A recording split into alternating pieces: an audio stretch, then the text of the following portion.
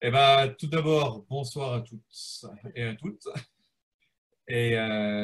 Donc, oui, je vais quand même me présenter. Je vais peut-être pas prendre autant de temps que la dernière fois. Comme ça vous obligera à aller voir la première vidéo. Il y a toujours des petites ruses comme ça. Donc, mais je vais quand même vous donner quelques petites infos pour vous puissiez me situer et puis vous puissiez vous faire une idée. Donc, je m'appelle Patrick Fontaine. Ce soir, je viens vous parler de vie, d'expérience, de passion. Je viens surtout pas parler de théorie. J'aime pas la théorie, j'aime le concret, j'aime j'aime ce qui est palpable. Donc, tout ce que je vais vous dire ce soir, c'est tiré de la vie, c'est tiré de l'expérience, c'est pas tiré d'une espérance, c'est pas tiré d'opinion, non, c'est tiré de l'expérience. Donc, de temps en temps, vous allez peut-être entendre le mot Dieu et peut-être ça va pas vous plaire. Il faut savoir que j'emploie le mot Dieu, c'est comme un mot de convention. C'est un mot que je n'aime pas non plus, hein, parce que pour moi, Dieu n'est pas son nom. C'est un nom que les hommes ont donné, mais Dieu n'est pas son nom. J'aurais plutôt tendance à parler de l'être avec un E majuscule, celui qui est plutôt que Dieu. Dieu, c'est, on peut tout mettre et tout et n'importe quoi derrière le mot Dieu. Donc, mais bon, par convention, de temps en temps, je vais utiliser le mot Dieu. Vous étonnez pas aussi si de temps en temps, je cite la Bible, mais ça a été mon entrée dans la spiritualité. Par contre, tout de suite, je vais mettre les choses au clair. Mon discours ne sera ni religieux, ni du prosélytisme. Je n'essaierai pas d'imposer ma croyance. Moi, je vais me présenter à vous juste comme un témoin qui vit quelque chose de concret et qui en même temps est contagieux. Autour de moi, il y a de plus en plus de personnes qui vivent la même chose après des années de recherche. Donc, je commence par le commencement. J'ai eu une jeunesse assez difficile et même très difficile, avec même une tentative de suicide pendant mon enfance. Et vraiment, ça a été très dur. Et un jour, pendant que c'était très, très, très, très dur, j'avais tendance à m'enfermer dans ma bulle et je me suis endormi. Et là, j'ai fait un rêve, mais dont je me souviens comme si c'était hier. Je rêvais que j'étais au cœur d'un arc-en-ciel, à l'origine d'un arc-en-ciel. Et là, pour moi, j'ai senti une odeur, j'ai eu un bien-être. Et, euh, et c'est un rêve qui m'a jamais quitté. C'est le meilleur souvenir de mon enfance. Et en fait, c'est sûrement ça qui a déclenché chez moi la recherche de ce paradis perdu. Donc, au départ, j'ai pris les mauvaises voies. Donc, ayant beaucoup de problèmes d'intégration, j'ai vite sombré dans la délinquance, dans la drogue. Ça a monté très haut. Donc là, je passe très vite parce que ça, c'est pas intéressant. J'étais engagé dans les guerres de gang et, euh, et puis un jour, lors d'une bagarre, j'ai pris un coup de batte de baseball en pleine tête et mon crâne a été fêlé. Et je dis toujours, parce qu'il y a une fêlure, la lumière a pu rentrer. La lumière a pu briller dans les ténèbres. Et là, je me suis retrouvé à l'hôpital et puis on m'a parlé de Dieu. Mon voisin de chambre m'a parlé de Dieu. Ça m'a vraiment énervé, mais bon, je pouvais pas m'enfuir de toute façon, donc j'ai été obligé de l'écouter. Et ça m'a interpellé. Je dirais que ça m'a interpellé. Quand je suis sorti de l'hôpital, j'ai je suis sorti de l'hôpital, j'ai voulu continuer ma vie à fond dans mes folies. Et, euh, et puis ça ne l'a pas fait. Il y a eu des grosses catastrophes qui se sont produites, puis j'ai ressongé au suicide. Et juste avant de passer à l'acte, je me suis rappelé ce qu'on m'avait dit à l'hôpital. Que je pouvais vivre comme si j'étais né dans une famille normale, comme si je m'étais jamais drogué, comme si j'avais jamais fait de pacte avec Satan, comme si j'avais jamais été dans les gangs, comme si j'avais jamais fait d'occultisme, comme si j'avais jamais fait toutes ces choses-là. Et je me suis dit, je perds rien à essayer, quoi. J'essaye, ça marche, et après, ciao, je reprends ma vie en main. Et j'essaye, ça marche pas, je me fais sauter le caisson, quoi. Pour moi, ça serait vite expédié. Donc, j'ai voulu voir ce qui se cachait derrière cette question de Dieu. Parce qu'en fait, moi, je suis né dans une famille où on ne croyait pas en Dieu. Moi, très vite, ma vie semblait me démontrer que Dieu n'existait pas et que on devait chacun être son propre Dieu. Après, j'ai perçu qu'il y avait un monde spirituel parce qu'à l'âge de 15 ans, j'ai pris un coup dans le rein, j'ai dû me faire opérer d'urgence. L'opération s'est vraiment mal passée et j'ai fait une septicémie et je suis mort. Et je suis sorti de mon corps, j'étais collé au plafond. Et puis après, j'ai été aspiré et après, je suis revenu, sinon je ne serais pas devant vous, quoi. Et cette expérience m'a montré qu'en fait, il existait un monde spirituel, qu'on pouvait sortir de son corps. Et du coup, c'est comme si la porte avait été forcée. Et pendant de nombreuses années, j'ai fait des voyages astro, mais tous les jours. Tous les jours, je faisais des voyages astro. Et je restais pas au petit niveau, aller voir les filles sous les douches ou des trucs comme ça. Non, ce qui m'intéressait, c'était rencontrer des maîtres spirituels. Ce qui m'intéressait, c'était aller dans des lieux spirituels. Donc, j'avais une soif, une soif de spirituel, j'avais une soif d'authenticité. Et puis j'ai commencé à toucher à des choses qui, au début, je pensais que ça me faisait du bien. Et puis petit à petit, ça a commencé à devenir un tourment. Donc, j'étais attiré par le spi, j'étais pas du tout attiré par la notion de Dieu. Dans mon adolescence, j'étais punk. Pour moi, c'était ni Dieu ni maître. Je voulais que personne ait un contrôle sur ma vie. Pour moi, c'était hors de question qu'il existe un Dieu, puis qu'il me dise quoi faire. Donc, j'avais balayé ça d'un revers de la main. Et là, quand je suis arrivé au bout de ma vie pourrie, et qu'on m'a parlé de Dieu et que ma vie pouvait recommencer, j'ai voulu avoir le cœur net sur ce qui se cachait derrière ce Dieu, quoi. Je me rappellerai toujours, hein, cet homme qui m'a parlé de Dieu, il a tout essayé, hein. Et puis moi, je me rappelle, je lui ai provoqué, je lui ai mis un défi. Il a relevé le défi. Et puis après, à la fin du défi, je lui ai dit, OK, allez, on suppose que Dieu existe. Et puis, toi, tu me dis que Dieu est amour, ben ça, je peux pas croire. Parce que s'il est amour, eh ben, moi, l'amour, c'est quelque chose que je connais pas. Comment quelqu'un qui aime peut permettre que je sois né comme dans l'état où je suis né? Si Dieu est amour, pourquoi il y a autant de malheur dans le monde? Si Dieu est amour, pourquoi mes copains sont morts? Pourquoi je me drogue? Pourquoi il m'arrive toutes ces crasses, quoi? Et puis sur Terre, il n'y a personne qui m'aime. Même moi, je ne m'aime pas. Alors comment quelqu'un là-haut sur son nuage, il peut dire qu'il m'aime? Pourquoi il ne me l'a pas prouvé plus tôt? Puis tu me dis qu'il est puissant, puis ça non plus, je ne peux pas croire. Parce que s'il est amour et qu'il est puissant, il pourrait empêcher les malheurs. Donc, soit il n'aime pas assez les gens, ou soit il n'est pas assez puissant. Donc ça non plus, je peux pas adhérer. Et puis après, je l'ai un peu plus provoqué, hein. Je lui ai dit, puis en plus, tu me dis que tu as donné ta vie à Dieu, mais pour moi, c'est trop tard. J'ai donné ma vie au diable, j'ai signé un pacte, j'ai signé avec mon sang, et j'ai déjà choisi mon camp. Et puis en plus, si croire en Dieu, c'est devenir comme toi, ben, j'ai pas envie de te ressembler. Donc j'avoue que j'étais pas sympa, quoi, hein. J'étais vraiment pas sympa, j'avais pas ma langue dans ma poche. Bon, ça n'a pas changé, mais je l'ai un petit peu bousculé. Et lui, il est resté tout calme et puis il me donnait des réponses sensées qui m'ont donné envie d'en savoir un peu plus. Donc, un jour, au bout du rouleau, je lui ai retéléphoné et puis je voulais qu'il me parle de Dieu, quoi, qu'il m'en parle un peu plus, hein. Je l'invitais où j'habitais.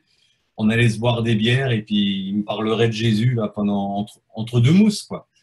Et Et puis non, il m'a dit, OK, bah bouge pas, il y a une réunion ce soir, bouge pas, je viens te chercher. Et puis il a raccroché, il m'a pas laissé le temps de dire non.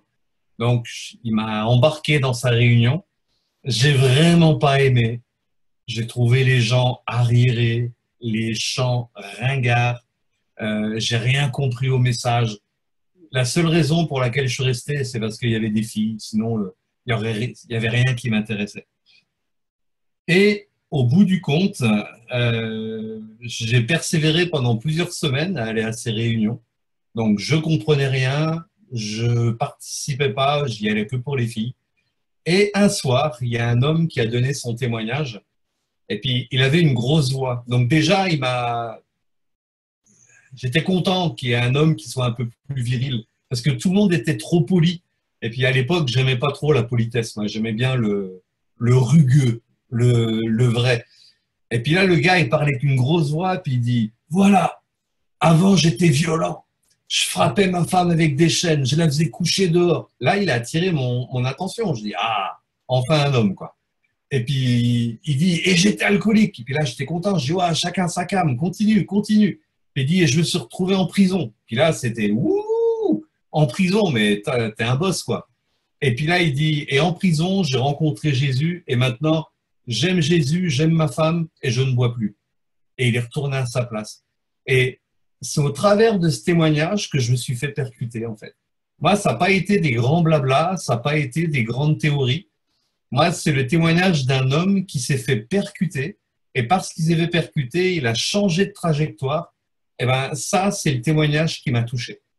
Et ce jour-là, je sentais à l'intérieur de moi, j'ai une chance de m'en sortir. J'ai vraiment une chance de m'en sortir. Et ils m'ont filé des papiers, ils voulaient que je prie. Pas question que je prie devant des gens, ça c'est une affaire privée. Et puis je suis rentré, mes copains sont partis se battre, moi je suis resté dans la pièce tout seul. Et puis je me suis mis à genoux parce que je pensais qu'il n'y a qu'à genoux qu'on pouvait prier à l'époque. Et c'était la première fois de ma vie. Et puis j'ai crié, je dis Dieu, je ne sais même pas si tu existes. Je criais parce que je pensais qu'il était très loin en fait. Et Dieu, je sais même pas si tu existes. Eux, ils disent que tu existes, moi, j'en sais rien. Puis je lisais les papiers, et puis je disais, il paraît que tu as envoyé Jésus. Puis pendant que Jésus était sur terre, eh ben, il guérissait les malades, j'ai besoin d'être guéri. Il changeait les vies, j'ai besoin que ma vie change. Il chassait les démons, hey, j'en ai un bon wagon à faire partir.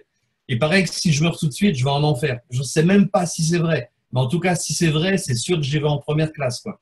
Donc, si c'est vrai que tu as donné Jésus, si c'est vrai, eh ben, si tu me sors de là, aussi vrai qu'il a donné sa vie pour moi, eh ben, moi, je te donne ma vie.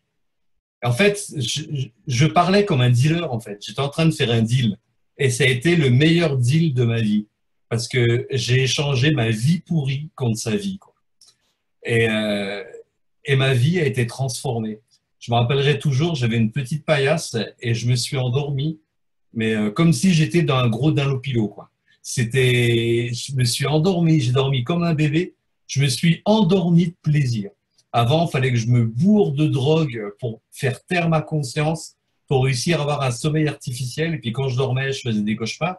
Là, je me suis endormi comme un bébé. Je me suis réveillé le lendemain matin, j'étais heureux, je connaissais pas ce sentiment. J'ai regardé par la fenêtre, j'étais waouh, c'est beau un arbre. J'avais même des nouveaux yeux, quoi. Je disais, mais qu'est-ce qui s'est passé? Et le midi, je me suis rendu compte que de toute la matinée, je n'avais pas pensé à la drogue. Alors qu'avant, dès que je me réveillais, c'est quoi le plan pour aujourd'hui? Comment je vais faire pour avoir de la drogue? Et quand je vous dis drogue, j'avais déjà tenté 2 fois, dont une fois par une cure, de me sevrer. Et j'étais arrivé à des dosages, je vous parle des années 80, hein. Il me fallait 2 grammes de cocaïne, c'était la dose journalière, plus 1 gramme d'héroïne pour calmer la descente et 8 doses d'amphétamine par jour. Et ça, c'était juste le rythme de croisière et je me défonçais en plus avec du LSD, avec tout ce que je trouvais sous la main, quoi. Et la médecine ne pouvait plus rien pour moi. Et là, j'y ai pas pensé de toute la matinée. Et je me rends compte qu'en fait, j'en ai plus besoin. Alors que j'ai même pas prié pour ça. Je savais même pas que ça existait. C'était le 1er janvier du mois de novembre, non, le 1er vendredi du mois de novembre de 1983. Et ce jour-là, Dieu m'a complètement délivré de la drogue. Depuis ce jour-là, j'en ai jamais repris, j'ai jamais fait de crise de manque. Et je veux pas passer pour un hyper spirituel qui dirait Oh, j'ai résisté à la tentation. Non, j'ai résisté à que dalle. Ça me tente même plus. Ça a été déraciné de moi. Déraciné. Avant, j'étais un porteur de haine, j'étais violent, j'étais constamment bourré de drogue. Il a déraciné ça de ma vie, mais d'une manière que je n'imaginais même pas. Donc, du coup, j'avais ma preuve. Je dis, waouh, c'est vrai alors, Dieu existe. Et en fait, j'ai commencé à vouloir m'approcher de Dieu, mais via la porte, je dirais, de la religion. Parce que je pensais qu'il n'y avait que cette porte-là. Donc, bah, Dieu m'a fait grâce, il a continué à me bénir quand même. Et puis je me suis fait un plan de carrière, quoi. Hein. Je suis même, à la fin, je suis même devenu pasteur. Donc, j'ai été pasteur pendant pas mal d'années. Et puis, un pasteur qui marchait bien. Ça pétait le feu, quoi. Je vais pas dire un feu d'enfer parce que ça ferait bizarre, mais ça pétait vraiment le feu parce que non seulement j'avais les preuves que Dieu existait, mais j'apportais aussi aux autres la preuve que Dieu existait. C'est très facile de retrouver des vidéos sur Internet ou dans les années 90 et le tout début des années 2000, j'étais invité un peu partout en France et aussi à l'étranger uniquement pour faire des réunions où on allait prier pour les malades. Et j'ai vu, mais je suis incapable de dire combien de cancers, de paralytiques, si les paralytiques, je suis capable de dire combien j'en ai vu se lever. C'est des centaines de cancers guéris. J'ai vu des paralytiques se lever, des sourds-voix. Je pourrais vous tenir toute la nuit avec des témoignages merveilleux. Même deux fois, j'ai vu des trisomiques être complètement restaurés, avoir tout leur gène être visité. Donc, moi, ce soir, quand je vais parler d'authenticité, quand je vais parler de miraculeux, je vais pas parler de petits signes parce que c'est pas pour jouer les gros bras. Mais il y a des fois des gens, ils parlent de miracles. Il y a pas si longtemps que ça, j'ai discuté avec des gens, puis ils m'ont dit oh, tu sais, c'est miraculeux, j'étais en méditation et puis un papillon s'est posé sur ma main. Puis l'autre il dit ben moi j'étais en méditation, puis d'un coup il y a un rayon du soleil qui est venu sur moi. Puis moi je disais wow, c'est bien. Puis il dit et toi alors, ça t'arrive des fois de vivre du miraculeux? Puis je dis oui. Il me dit mais quel style du miraculeux? Ben, je dis ben, j'ai déjà vu des membres amputés repoussés, des aveugles voir, des sourds entendre. Ben là, il voulait plus parler de miracle. C'est pour dire que je crois au surnaturel, je crois qu'il y a quelque chose, mais je ne vais pas interpréter des petits signes en spiritualisant tout et en disant voilà, yeah, j'ai touché la vérité. Non, moi, je suis un chercheur et puis je cherche jusqu'à ce que je trouve. Et je sais que c'est possible de faire la différence. Je sais que c'est possible d'avoir une vie qui pète le feu. Je sais que c'est possible d'être rempli par quelqu'un d'autre que soi-même. Parce que trop souvent, l'être humain, il est rempli de lui-même. Et on peut être rempli autrement. Donc, ouais, je commence à m'emballer, hein, mais moi, dès que je passionne, ça y va, quoi. Donc, j'étais pasteur, puis tout paraissait aller bien. Et en 2002, euh, j'ai fait une nouvelle septicémie. Et je suis mort une deuxième fois. Donc, on dit jamais 203, donc ça va bien m'arriver une troisième, hein, un jour de mourir. Mais bon. Mais c'était le 1er mars 2002. Mais par contre, là, je ne suis pas seulement sorti de mon corps. Celui en qui je croyais, je me suis retrouvé face à face avec lui. Et là, ça a été une rencontre. Euh, les témoins sur Terre qui ont vu mon corps inerte disent c'est entre 20 et 30 minutes. Entre 20 et 30 minutes. Moi, j'ai eu l'impression de passer plusieurs semaines de l'autre côté. Hein. Et j'ai vu celui en qui je croyais. Je l'ai vu mieux que je vous vois, mieux que je vois quiconque sur Terre, parce que là où j'étais, l'air était réellement transparent. Là, je me suis rendu compte que là, dans la vie qu'on mène sur Terre, l'air n'est pas transparent. Il est translucide à la limite, mais il n'est pas transparent. On ne voit pas la notion spirituelle autour de nous, ou on la voit par intermittence. Là où j'étais, c'était clair comme de l'eau de roche. Et, euh, et là, bah, ma vie a été transformée. Ça faisait 19 ans, hein, pour employer un langage religieux, ça faisait 19 ans que je m'étais converti au christianisme. Et ben, c'est la première fois que je le rencontrais, en fait. J'ai eu des attouchements, sa grâce avait été efficace dans ma vie, mais c'est la première fois que je le rencontrais. Et puis, je me suis aperçu que qu'est-ce que j'avais pu dire comme idiotie sur Dieu, quoi. En prenant la Bible, en l'interprétant de manière humaine, en se faisant l'écho d'un tel ou d'un livre que j'avais lu. Et qu'est-ce que j'ai pu dire comme idiotie? Je pourrais jamais rattraper toutes les bêtises que j'ai dit, hein. Je dis souvent, on peut pas replumer un dindon qu'on a plumé. C'est pas possible. Donc, je pourrais jamais tout rattraper. Maintenant, j'espère que parmi ceux qui m'ont entendu dire des bêtises sur Dieu, eh ben, il y en a qui verront cette vidéo. Puis, à eux, je leur demande pardon d'avoir été un mauvais exemple, d'avoir dit que je savais alors que je ne savais rien.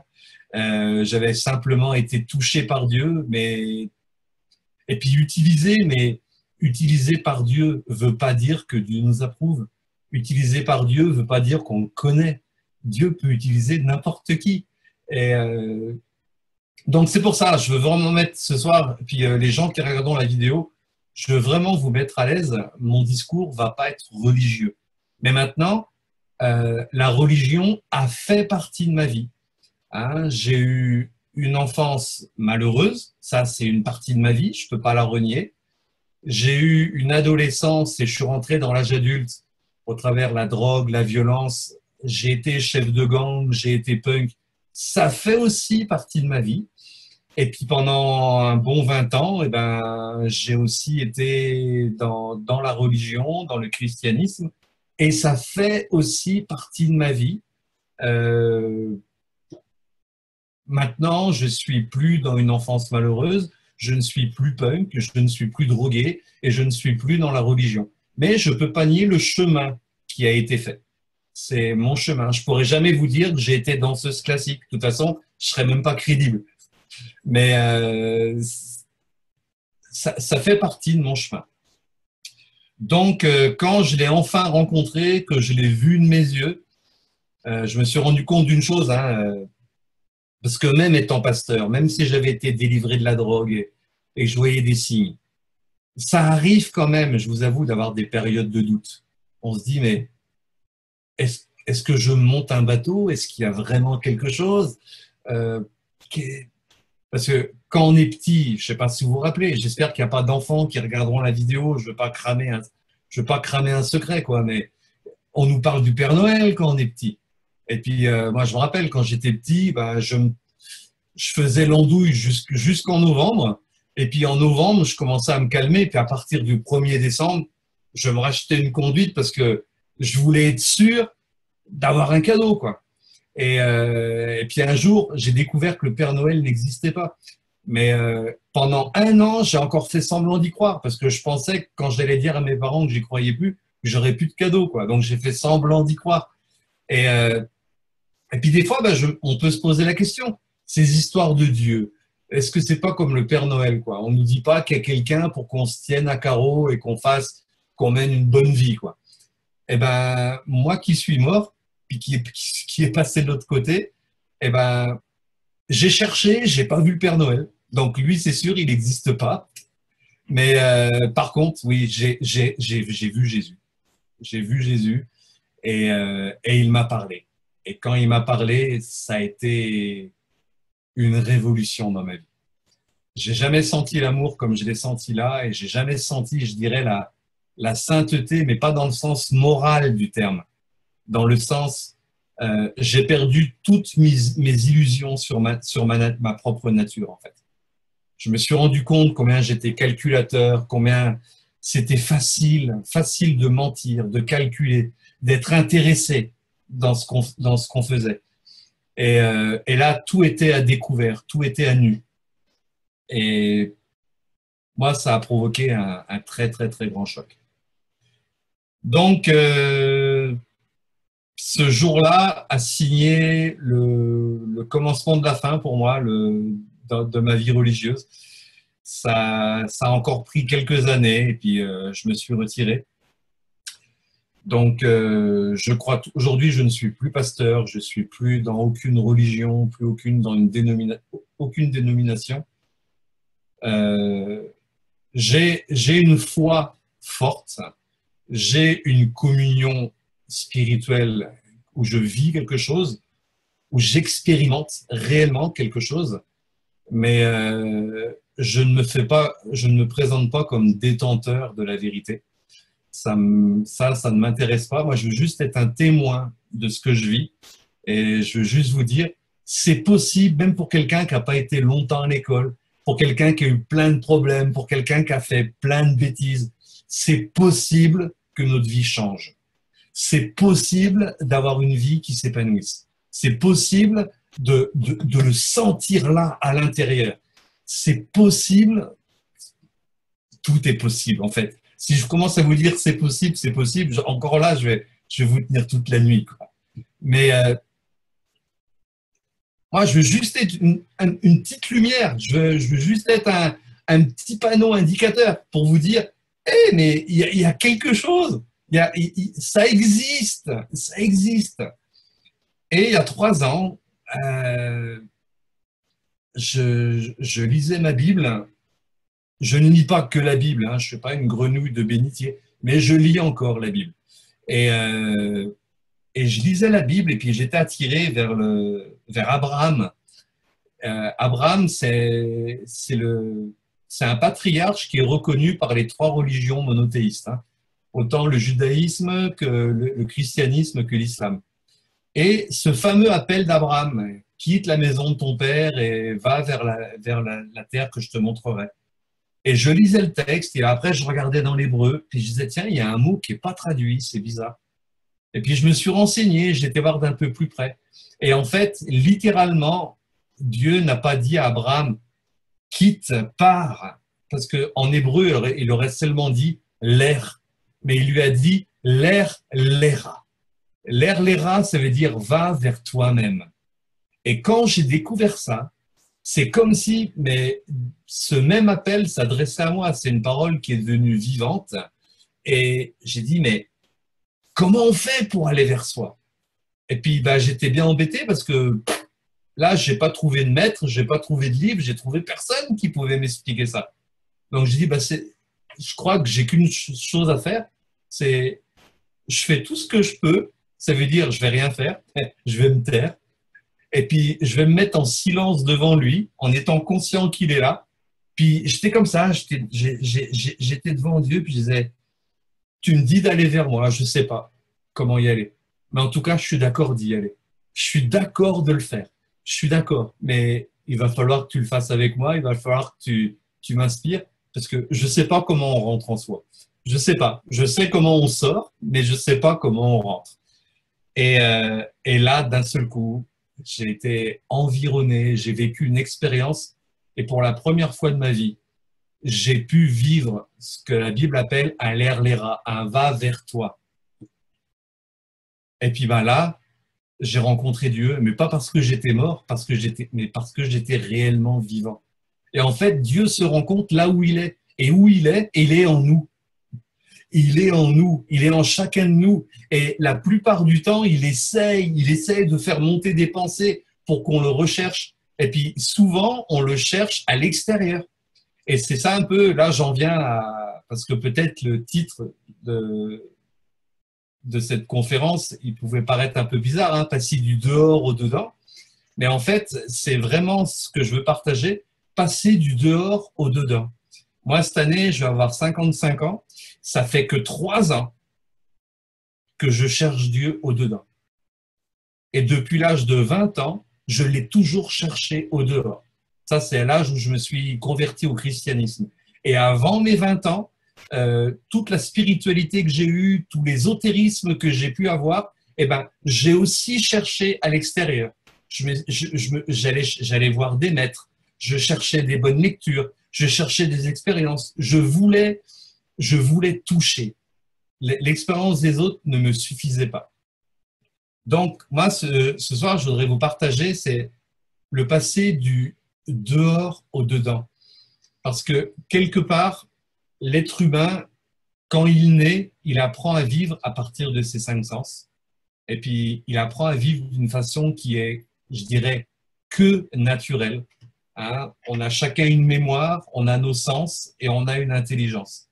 À partir de là, nos sens nous témoignent de ce qui se passe autour de nous.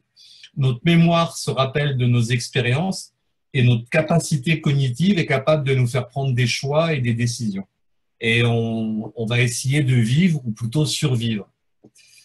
Et ça, je dirais, c'est quand on vit à l'extérieur de soi, quand on a des stimulations de l'extérieur, quand on est, je vais pas dire contraint, mais si, je vais dire contraint.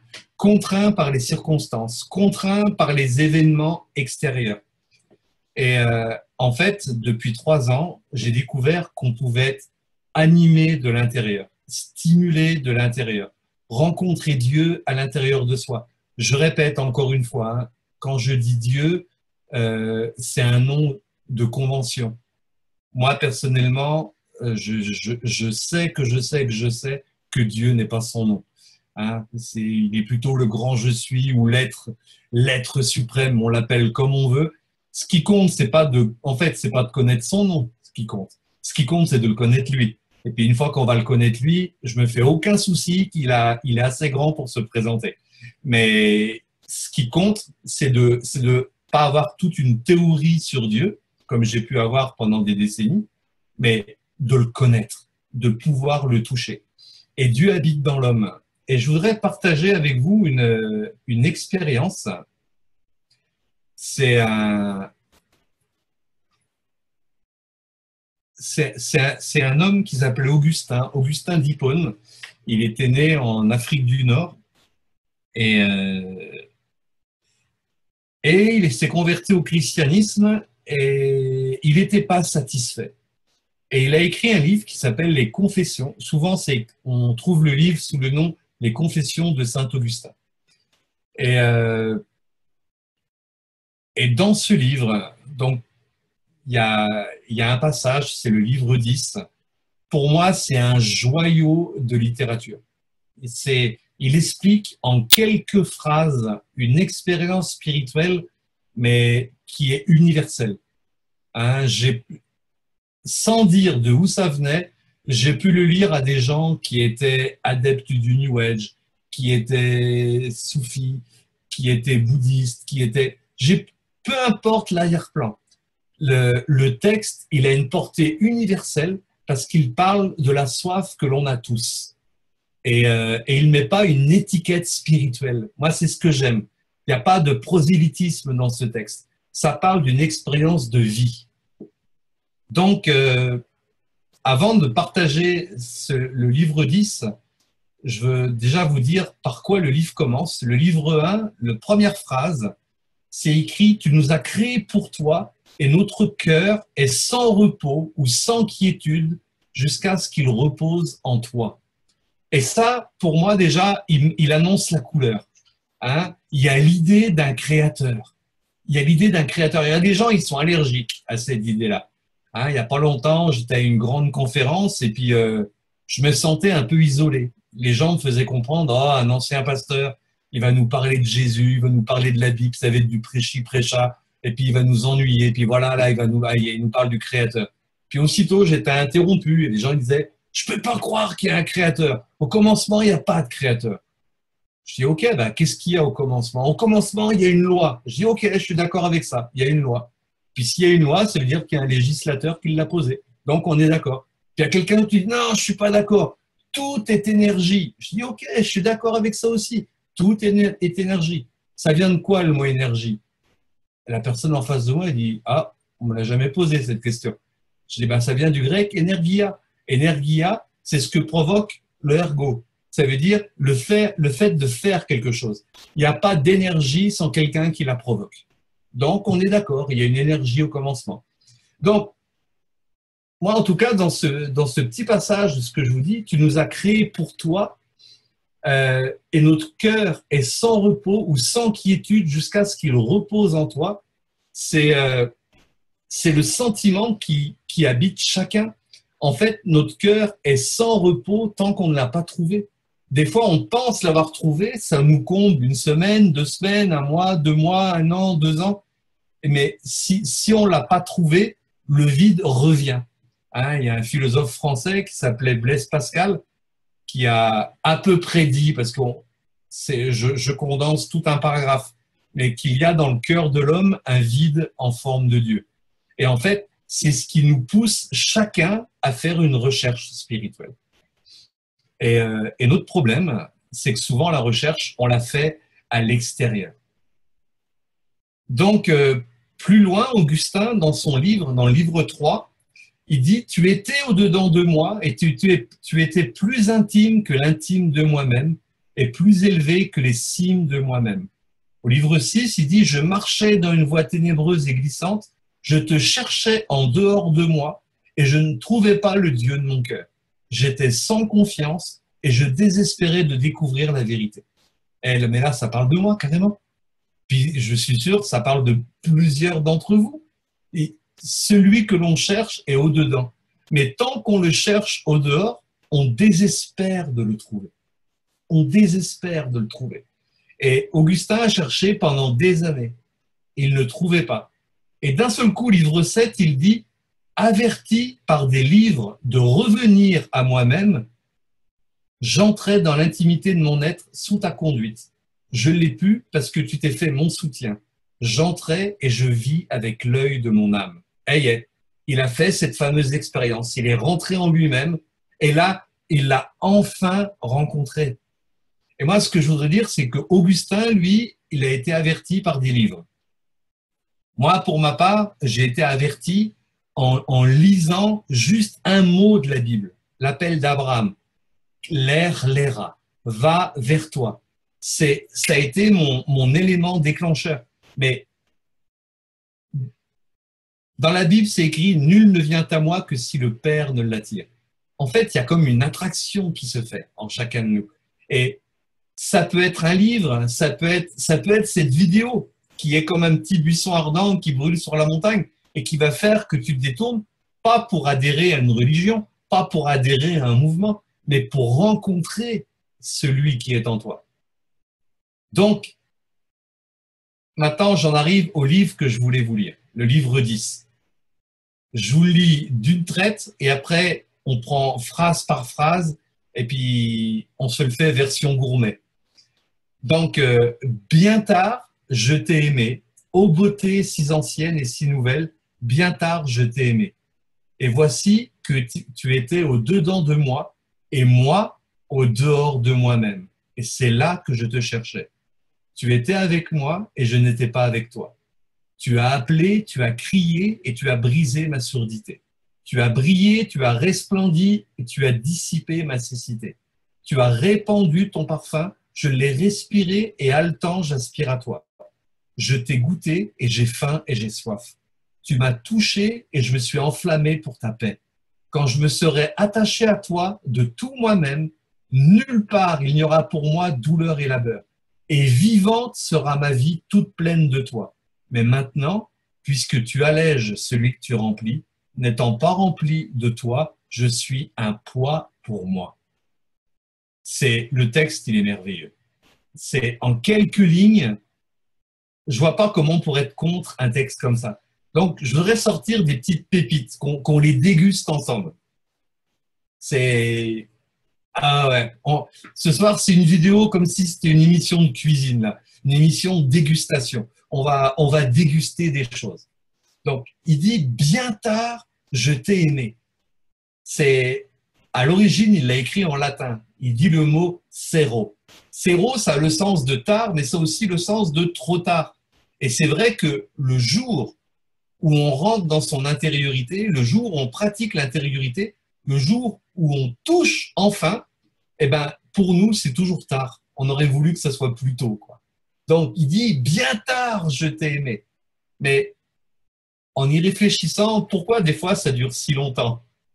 Parce que on a besoin de perdre nos illusions sur l'extériorité, on a besoin de perdre nos illusions sur nous-mêmes. Et puis, il y en a parmi nous qui sont plus résistants que d'autres. Moi, j'ai une capacité de résistance. Il a fallu que j'attende 52 ans pour enfin piger, alors que je cherche depuis mon enfance. Donc, oui, bien tard, je t'ai aimé. Et il dit, beauté si ancienne et si nouvelle. Pourquoi si ancienne? Ben oui, ancienne parce que là, depuis le commencement. Et en même temps, si nouvelle parce que, eh ben oui, le jour où tu le rencontres, c'est tout nouveau pour toi. C'est tout nouveau. Donc, c'est à la fois là depuis toujours et en même temps, ça vient juste de se manifester à toi. Après, il continue, il dit, tu étais au-dedans de moi et moi au-dehors de moi-même. Et c'est là-dessus que je voudrais développer. Tu étais au-dedans de moi. Augustin cherchait Dieu. On peut l'appeler comme on veut, hein. Je répète, le divin, on peut l'appeler le Très-Haut, vous l'appelez comme vous voulez. Mais celui que vous cherchez est déjà au-dedans de vous. Et Augustin, il dit, et moi, j'étais au-dehors de moi-même.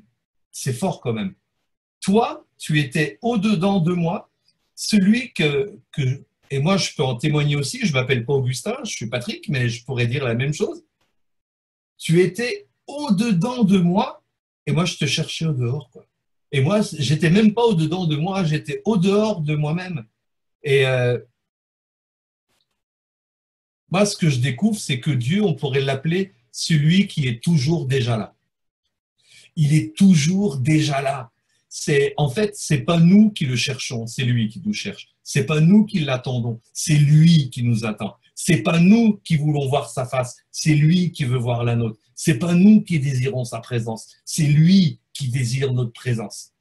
Et tu étais au-dedans de moi et moi au-dehors de moi-même. Mais là, ça me parle d'une vie humaine que j'ai pratiquée pendant longtemps. Et autour de moi, je vois plein de gens, et je ne les juge pas, hein, qui on est pour juger de toute façon, mais qui vivent en dehors d'eux-mêmes. Là, Augustin, il nous ouvre la vue sur la possibilité de vivre en dehors de soi-même. Le concept, il est énorme. Il est énorme. On est intéressé par tout ce qui nous entoure, on est intéressé par ce qu'on va manger de l'extérieur, on est intéressé par comment on va être habillé, comment on va gagner notre argent, comment on va avoir du relationnel extérieur. Mais le vrai épanouissement, il est intérieur, il n'est pas extérieur. Je suis pas en train de dire, bon, bah, ça vaut plus le coup l'extérieur, on cherche plus, on se fait plus plaisir en mangeant, on fait plus rien, quoi. Non, je suis pas en train de dire ça. Mais vivre en dehors de soi-même, le concept, il est profond. Parce que si Dieu est en dedans et que nous sommes en dehors, ça veut dire que lui vit dans nos profondeurs et que nous vivons à la surface. Et là, on a peut-être une définition de ce que c'est que d'être superficiel. C'est vivre à la surface de soi-même. Et il y a des gens, ils paraissent spirituels, ils ont de la théorie spirituelle plein la bouche et ils vivent à la surface d'eux-mêmes. Ils ont appris leurs leçons par cœur, mais ils vivent à la surface d'eux-mêmes. Ils ne vivent pas dans leur profondeur. Et si on vit à la surface, eh ben, c'est la description de quelqu'un qui subit et qui interagit avec son extériorité. Et donc, la vraie conversion d'Augustin, c'est quand il s'est tourné du dehors au dedans. Et pour moi, ma vraie conversion, c'est aussi la même chose. C'est quand j'ai arrêté de le chercher dehors et que je me suis tourné vers celui qui m'habitait. Et en fait, maintenant, je comprends qu'on peut jamais être séparé, hein. Il est plus proche de moi que ma propre peau.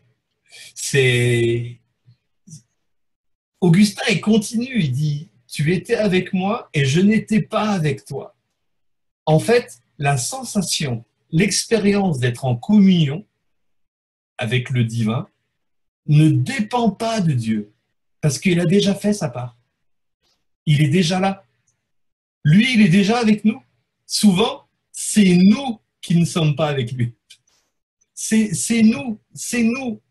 Et puis, je reconnais, je l'ai pratiqué pendant des années. Tu étais déjà avec moi, mais moi, je n'étais pas avec toi. C'est moi qui n'étais pas là. C'est moi qui n'étais pas là. Donc, le être avec ne dépend pas de Dieu, parce que lui, il désire être avec nous, il est déjà avec nous, mais avoir cette manifestation, à vivre cette expérience, ça ne dépend que de nous. C'est aller le rencontrer là où il se trouve. Dieu est toujours présent et souvent, c'est l'homme qui est absent. Souvent. Puis après, il dit, tu as appelé, tu as crié, tu as brisé ma surdité. Tu as brillé, tu as resplendi, tu as dissipé ma cécité. Tu as répandu ton parfum, je l'ai respiré et haletant, j'aspire à toi. Je t'ai goûté, j'ai faim et j'ai soif. Tu m'as touché, je me suis enflammé pour ta paix.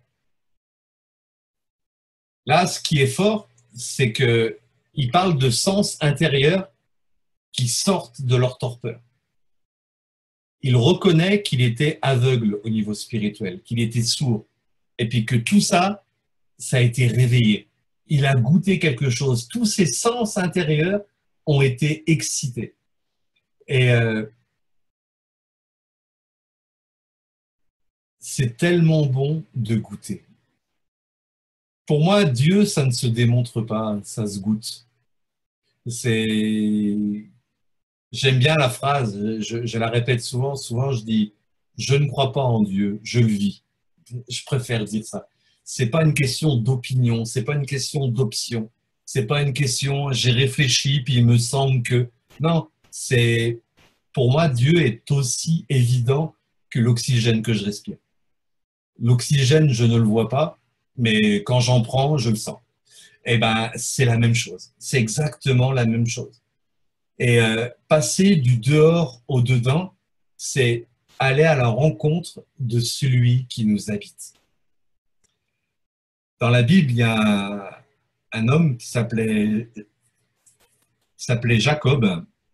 Et puis un jour, il a voulu s'emparer d'une bénédiction en trompant son père. Donc après, il a dû fuir la colère de son frère. Et puis, c'est écrit, c'est dans le livre de la Genèse, il s'est couché, il s'est mis sur une pierre, et puis il a fait un rêve. Puis il a vu une échelle qui partait de la terre, qui touchait le ciel, les anges qui montaient, qui descendaient, le ciel ouvert. Et puis, il a entendu Dieu lui parler. Et puis, quand il s'est réveillé, il a dit, « Waouh, que ce lieu est terrible. Dieu est ici et je ne le savais pas. C'est ici la maison de Dieu. C'est ici la porte du ciel. » Et il appelait ce lieu Bethel. Bethel, ça veut dire la maison de Dieu. Et bien souvent, c'est ce qui va nous arriver. Au moment où tu vas vers toi-même, au moment où tu prends conscience que celui auquel tu aspires, il est déjà présent. Maintenant, il est temps que tu te poses, il est temps que tu ailles le rencontrer. Le jour où tu le rencontres, c'est le même cri qui sort de toi. Waouh! Que ce lieu est terrible! Dieu est ici et je ne le savais pas. J'ai vécu comme s'il était dans une église, j'ai vécu comme s'il était à la mosquée, j'ai vécu comme s'il était à la synagogue, j'ai vécu comme s'il était dans telle ou telle conférence. Mais il est ici et je ne le savais pas. J'ai vécu comme s'il était dans la vie des autres, ça devait prendre des années pour le trouver. Dieu est ici et je ne le savais pas. Et quand d'un seul coup tu t'en rends compte, tu te dis, waouh, c'est ici la maison de Dieu. Ça veut dire quoi la maison de Dieu? Ça veut dire, c'est là qu'il habite. Et puis après, il dit, c'est ici la porte du ciel. Ça veut dire, quand le ciel veut se manifester, tu ouvres la porte, tu laisses le ciel passer. Et là, quand le ciel envahit la terre, mais il se passe des merveilles, quoi. Donc, passer du dehors au dedans, ça allait rencontrer celui qui nous habite. Augustin, il peut dire, je t'ai goûté. Et dans la Bible, c'est écrit, goûtez et voyez combien Dieu est bon. Dieu ne nous invite pas à croire en lui, à croire sans voir. Il ne nous invite pas à avoir une religion, à faire des bonnes œuvres, à faire le maximum de choses pour gagner sa petite place au ciel.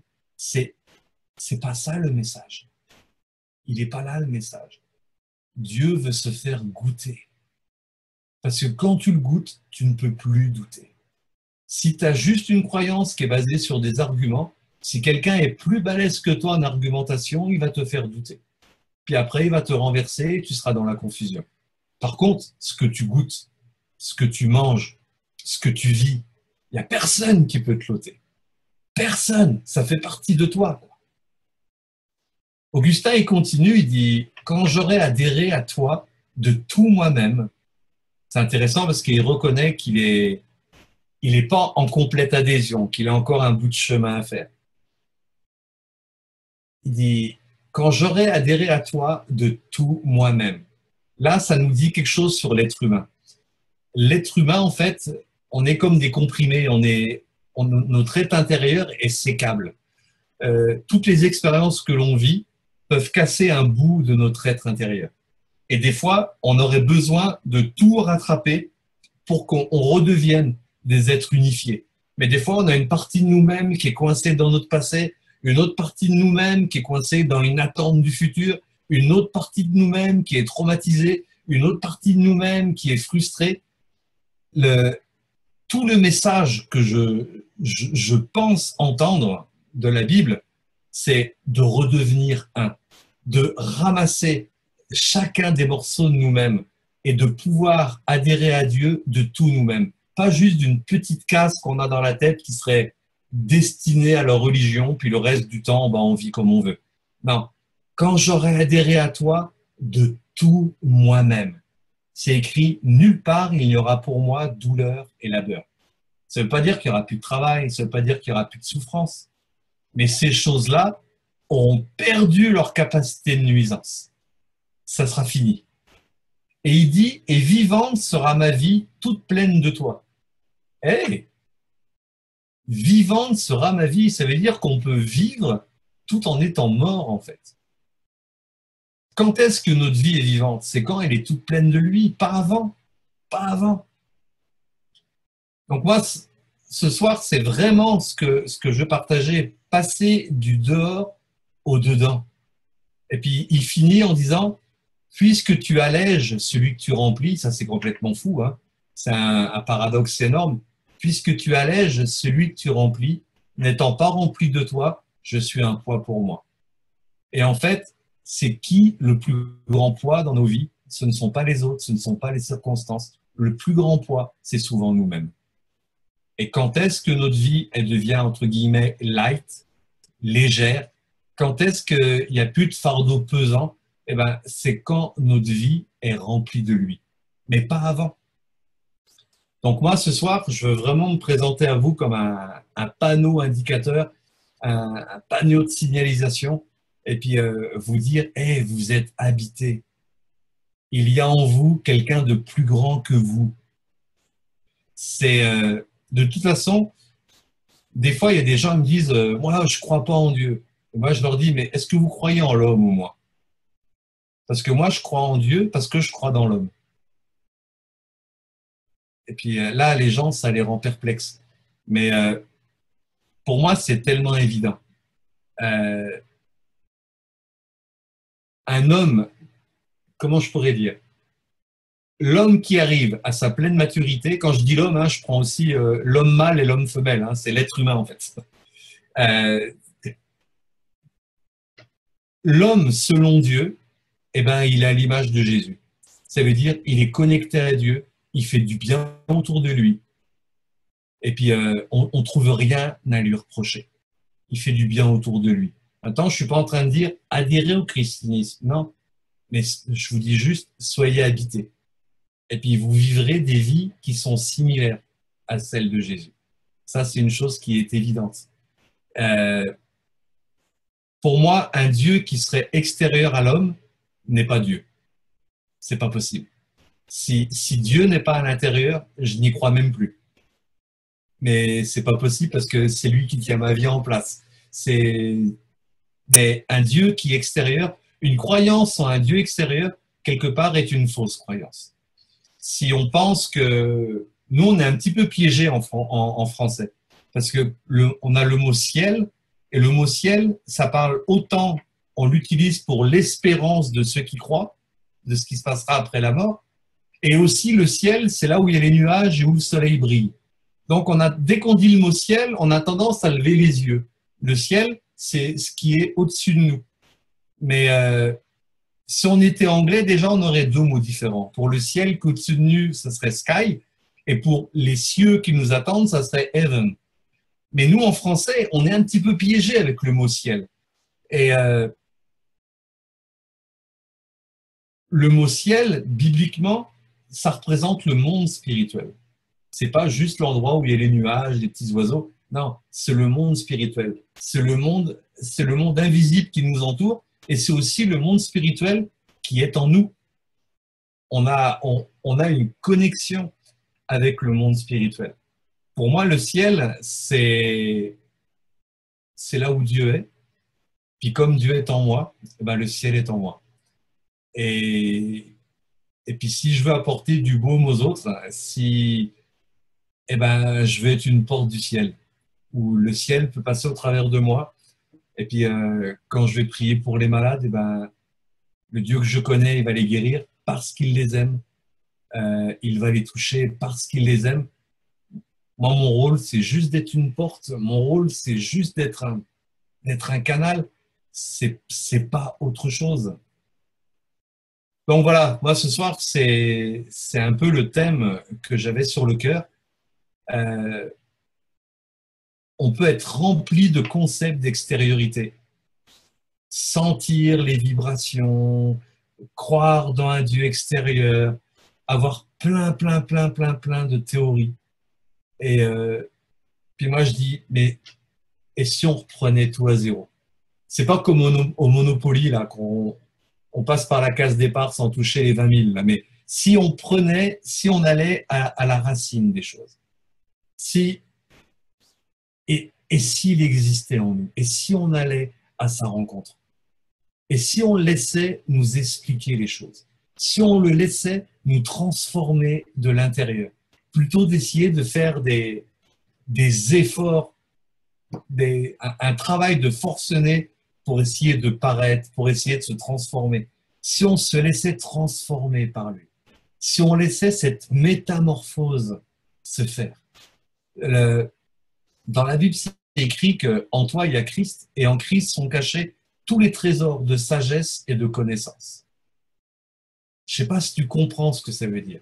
En toi, il y a Christ, et dans Christ qui est en toi, il y a des trésors.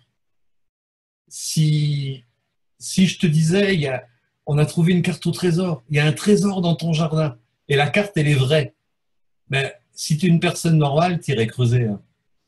Tu irais creuser. Moi, si on me dit, j'ai un trésor dans mon jardin qu'on me prouve, et puis qu'il y a une carte valable, mais je prends une pelle. Si j'ai pas de pelle, je prends une cuillère. Si j'ai pas de cuillère, je prends mes doigts. Si j'ai plus de doigts, j'y vais avec mes dents. Mais j'irai creuser et j'irai trouver ce trésor. Et si c'est sous la dalle du garage, j'irai péter le béton pour trouver le trésor. Si c'est sûr qu'il y a un trésor, je vais le chercher jusqu'à le trouver. Et en fait, la Bible dit qu'en Christ en toi, il y a un trésor. Et c'est tous les trésors de sagesse et de connaissance. Donc, il y a un trésor en toi. Jésus parlait beaucoup en parabole. Et puis, il y a une petite parabole, la plus petite de la Bible. Jésus dit, un homme trouva un trésor dans un champ. Il vendit tout ce qu'il avait pour acquérir et il a vendu tout ce qu'il avait pour acquérir le champ. Et la parabole s'arrête là.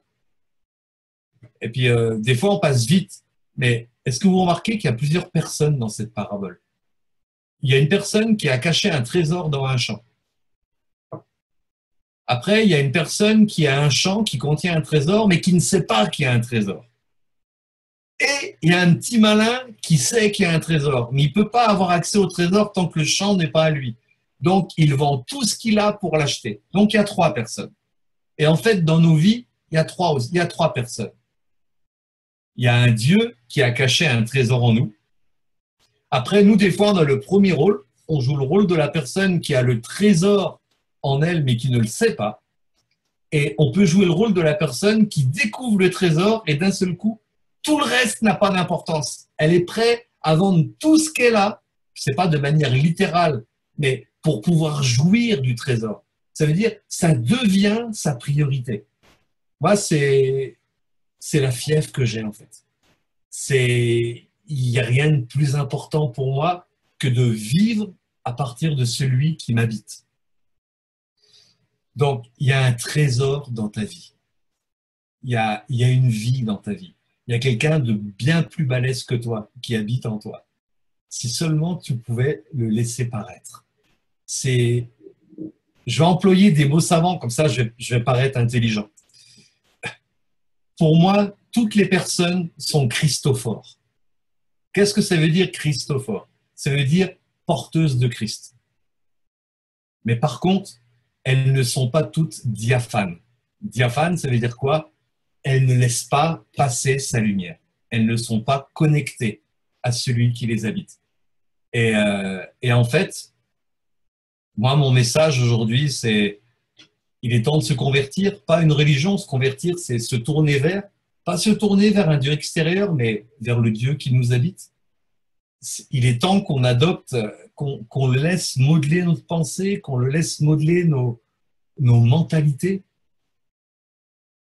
Et puis, pour moi, une vraie croyance, elle se traduit aussi en actes. Et comment on peut être sûr qu'on est bien branché? Si c'est de l'amour qui sort de toi, tu es bien branché. Si c'est du jugement qui sort de toi, tu es mal branché. Si tu te permets de critiquer les autres, tu es mal branché. Par contre, si tu aimes ceux qui t'entourent, tu es bien branché. En fait, il y a deux façons de fonctionner. Tu peux être soit un canal, soit un bouchon. Moi, perso, je préfère être un canal. J'ai été trop longtemps bouchon. Mais donc voilà, c'est un peu ce que je voulais partager ce soir, cette idée d'intériorité. Après, je ne sais pas si on se prend un temps avec des questions-réponses ou... Oui, il y a déjà des petites questions que j'ai vues passer. Et oui, si vous voulez poser quelques questions, ça serait intéressant. Donc, il y a une personne qui dit, qui pose la question suivante. Comment faire pour être rempli comme toi, Patrick? Alors, est-ce qu'il y a une clé? Oui, c'est pas une clé, c'est plutôt un pass. Ça ouvre toutes les serrures. Euh, pour être rempli, il faut déjà se vider. Il y a pas d'autre solution. Si on est plein de nous-mêmes, il n'y a pas de la place pour quelqu'un d'autre. Donc, il faut accepter que on ne fait pas l'affaire. Il faut perdre ses illusions sur soi-même et se laisser remplir. Donc, il y a une position de foi, il y a une disponibilité. Tu l'appelles comme tu veux, mais en tout cas, tu te présentes devant lui, puis tu dis, remplis-moi de toi. Je veux plus que ce soit moi, je veux que ce soit toi au travers de moi. Moi, je parle pour ceux qui ont un arrière-plan du christianisme. Ils vont comprendre ce que je veux dire. Euh, Avant, pendant des années, je disais, faites tout votre possible pour vivre pour Dieu. Et je me suis rendu compte que c'est une grosse bêtise. Dieu ne nous demande pas de vivre pour lui. Ce qu'il veut, c'est vivre au travers de nous. Et tant qu'on essaye de vivre pour lui, c'est encore notre vieux moi, c'est encore notre ego qui essaye. Donc, en fait, le secret pour être rempli, c'est de dégager de l'équation. C'est de se vider et de lui laisser la place, de renoncer à essayer de vivre pour lui et à commencer, on avance en tâtonnant. Hein. Au départ, il ne faut pas mépriser les petits commencements, on avance en tâtonnant, mais il faut que ce soit une soif. Jésus il dit, si quelqu'un a soif, qu'il vienne à moi. Il n'invite pas ceux qui sont rassasiés. Il n'invite pas ceux qui n'ont pas soif. Donc, pour moi, la première condition pour être rempli, c'est avoir soif. Avoir soif, être désespéré. En dehors de ça, ça va être très dur de vivre une plénitude. Mais ça va être Et nous, maintenant, bon, là aujourd'hui, il fait chaud. Hein. Je sais pas vous, moi j'ai le ventilo qui tourne là. Je commence à avoir bien chaud. Mais on est dans un pays où on connaît pas trop la soif. Bien souvent, on boit avant d'avoir soif. Mais une fois dans ma vie, j'ai connu la soif. La soif qui te tourmente. J'étais à l'hôpital et je n'avais pas le droit de boire. Parce que j'avais eu le rein qui avait été éclaté, puis il fallait attendre un délai. Et les gens venaient m'apporter des cadeaux. J'étais un gamin, j'avais 15 ans. Les cadeaux, j'en avais rien à faire. J'aurais tout fait pour boire une goutte. Mais j'ai même pensé à boire mon urine, tellement j'étais désespéré de boire. Et moi, je pose juste cette question. C'est bien de désirer être rempli, mais si c'est un besoin, alors t'as jamais été aussi proche. Par contre, si c'est juste une option ou un caprice ou juste pour essayer et que ça vient pas d'une soif profonde, d'être désespéré de vivre autre chose, eh ben c'est pas pour tout de suite. Ça veut dire qu'on a encore besoin d'un temps pour perdre nos illusions sur nous-mêmes. On a besoin encore d'un temps pour perdre à toutes nos petites formules, nos tours de passe-passe qui jouent avec l'extériorité pour essayer de se transformer. En fait, c'est pas pour rien que Jésus a dit « Heureux les pauvres en esprit ». Heureux ceux qui savent qu'ils sont pauvres. Heureux ceux qui savent qu'ils ne sont pas puissants. Moi, avant, je pensais que pour être un homme accompli, il fallait être puissant, il fallait être fort, fallait pouvoir subvenir à tous ses besoins. Et je me suis rendu compte d'une chose, c'est que Dieu est puissant quand nous sommes faibles. Mais quand nous nous sentons forts, eh ben, souvent, on n'a pas besoin de lui. Puis on se débrouille nous-mêmes avec nos petites formules. Donc, le secret pour être rempli, déjà, c'est d'être désespéré, d'avoir soif et après de se rendre disponible. Seigneur, je me rends dispo à toi, c'est toi que je veux et rien d'autre. Laisse-moi te découvrir, révèle-toi. Moi, je suis convaincu, si ce soir, quelqu'un qui fait juste cette prière, ouvre les yeux de mon cœur, révèle-toi à moi, mais c'est pas possible qu'il ne soit pas entendu. Après, ça va peut-être pas passer par les chemins qu'il s'attendait, mais c'est pas possible qu'il ne soit pas entendu. Mais c'est possible maintenant de vivre une vie pleine. Maintenant, la Bible nous enseigne aussi à rester dans un état de rempli. Le fait d'être rempli, c'est pas juste une expérience qu'on fait une fois dans sa vie. En fait, être rempli, ça doit devenir un style de vie. Donc, je sais pas si ça a répondu. En tout cas, les premières conditions, c'est être désespéré et avoir soif. Pour moi, c'est l'essentiel. Désespéré, ça ne veut pas dire d'être heureux alors. Donc, il faut absolument être malheureux pour être rempli. C'est ça que tu veux dire? Alors, non, pas désespéré dans ce sens-là. Ah, Non, non. Alors, d'accord. je vais le dire autrement. Ouais. Avoir une insatisfaction intérieure. D'accord. On peut être comblé à l'extérieur et on sait qu'il nous manque quelque chose à l'intérieur et on est désespéré de le trouver. Voilà, c'est ça plutôt.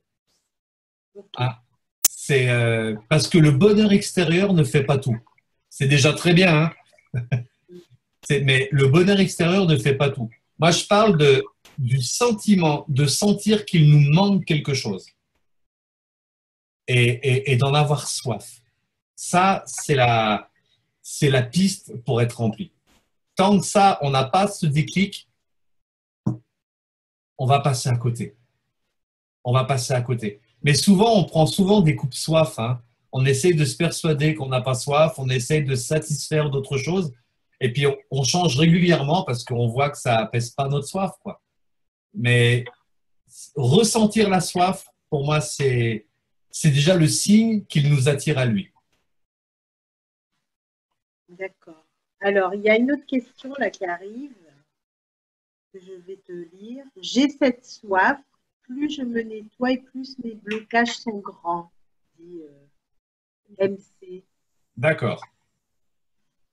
Alors, plus je me nettoie, alors je suppose qu'elle fait du travail sur elle. Hein, Oui. Je comprends bien. Et plus mes blocages sont grands. Voilà. Oui. Donc, Alors, comment tu expliques ça? Alors, je crois que là, le meilleur moyen, c'est d'arrêter de se nettoyer. C'est bien de commencer par ça, mais il ne faut pas persévérer dans quelque chose qui ne fonctionne pas. Celui qui nous habite est aussi capable de nous transformer et de nous nettoyer. Et des fois, on essaye de faire du travail sur soi-même et nous-mêmes, nous n'avons pas les outils. Nous n'avons pas les outils pour nous transformer nous-mêmes. La Bible nous parle de transformation. d'être transformé. Et ça nous parle d'un processus qui se fait. Donc, je pense que là, plutôt que d'être dans l'action d'essayer de se transformer, parce que là, c'est évident, hein, si on confronte nos problèmes avec nos moyens humains, il y en a certains qu'on va réussir à passer par-dessus, mais les autres vont devenir des vraies montagnes. Ça va devenir des vraies montagnes. Peut-être c'est bon de commencer à en faire comme des sujets de prière, mais pas à un Dieu inconnu, pas un Dieu qui est loin de nous, mais collaborer avec avec celui qui nous habite. Vraiment collaborer avec lui et lui parler à lui. C'est lui qui va faire péter les blocages. Je prends souvent l'exemple. Moi, à l'origine, je viens de Normandie. Puis, quand j'étais petit, pour me faire de l'argent de poche, je ramassais des pommes pour faire du cidre, pour les paysans. Et quand ils faisaient du cidre, ils attendaient qu'il y ait une certaine pression atmosphérique. Et s'ils ne respectaient pas la pression atmosphérique, eh ben, le risque qu'il y avait, c'est quand il y avait un orage qui arrivait, leurs bouteilles, elles explosaient. Parce que la pression à l'intérieur de la bouteille était trop grande. Et en fait, quand tu te branches sur celui qui t'habite, peu importe le bouchon qui est sur toi, peu importe tes blocages, si tu laisses celui qui t'habite te travailler, le bouchon va sauter. Le bouchon va sauter. Ça ne peut pas faire autrement. Donc, c'est bien cette idée de se nettoyer. Cette personne-là, elle va dans le bon sens. Maintenant, à première vue, ça ne fonctionne pas. Donc, il faut changer de stratégie. Oui, peut-être pas avec les bonnes personnes, ou peut-être il faut aller plus vers le spirituel et le Christ. Voilà, c'est ça. Peut-être moins de technique et plus la vie spontanée. Maintenant, c'est évident, hein, quand on vit dans cette conscience, oui, bien sûr, on a envie de se nettoyer, mais surtout, on n'a plus envie de se salir. Oui, donc, je pense que l'activité est aussi dans ce sens-là. Maintenant, une personne qui écrit j'ai cette soif et plus je me nettoie, pour moi, déjà, ça montre là, oui, il y a réellement une soif qui pousse et une action. Donc, à cette personne, je lui dis juste, mais confie-toi. Confie-toi en celui qui t'habite. Même si elle veut, cette personne, je peux prier pour elle tout de suite. Si la personne est d'accord, parce que après tout, c'est anonyme, là. Ouais. Elle a juste, si elle me dit oui, je veux bien, là, je prie tout de suite pour qu'il se passe quelque chose dans sa vie. Et je sais qu'il va se passer quelque chose. Alors, elle dit qu'elle a déjà ressenti cet amour à l'intérieur, que cela la comble sur le moment, mais qu'après, elle ressent encore ce vide comme un manque. Et elle dit oui, elle veut bien que tu pries pour elle. Ok. Alors, tu ne sais pas son prénom, mais... Ah ouais, mais il n'y a pas besoin, après tout. C'est bien de pouvoir garder le confort en même temps de l'anonymat. C'est bien. C'est bien. Eh ben, cette personne-là, je l'invite juste à mettre la main sur son cœur. S'il y a d'autres personnes dans ce cas-là, vous pouvez faire la même chose. Ah ben oui, moi je pense que toutes les personnes qui sont là... ouais. Moi, je vais prier que celui qui vous habite... ressentir ça et puis qu'on prie pour elle. Ouais. Et moi aussi. Ouais. Eh ben, ceux qui veulent, je vous invite simplement... je vous invite, ça ne veut pas dire je vous ordonne, faites ce que vous voulez. Hein. Mais moi, en tout cas, je vais fermer les yeux. D'accord? Et c'est bien si vous pouvez fermer les yeux. Vous avez juste besoin d'entendre. Quand je vous dis de placer la main sur votre cœur, c'est bien sûr, c'est un emplacement symbolique. Je n'ai pas prié pour votre muscle cardiaque. Mais quand je parle de cœur, c'est un peu le symbole de votre être intérieur. Donc, j'ai bien expliqué ce pourquoi je prie, quoi. Et je vais juste prier pour que celui qui vous habite puisse se manifester en vous. Ça marche? Oui. On y va comme ça, alors.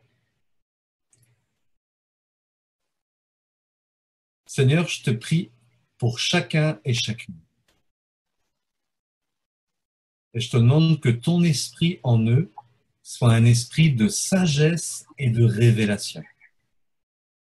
Et que cet esprit ouvre les yeux de leur cœur afin qu'ils voient, afin qu'ils puissent croire, afin qu'ils puissent vivre, afin qu'ils puissent saisir.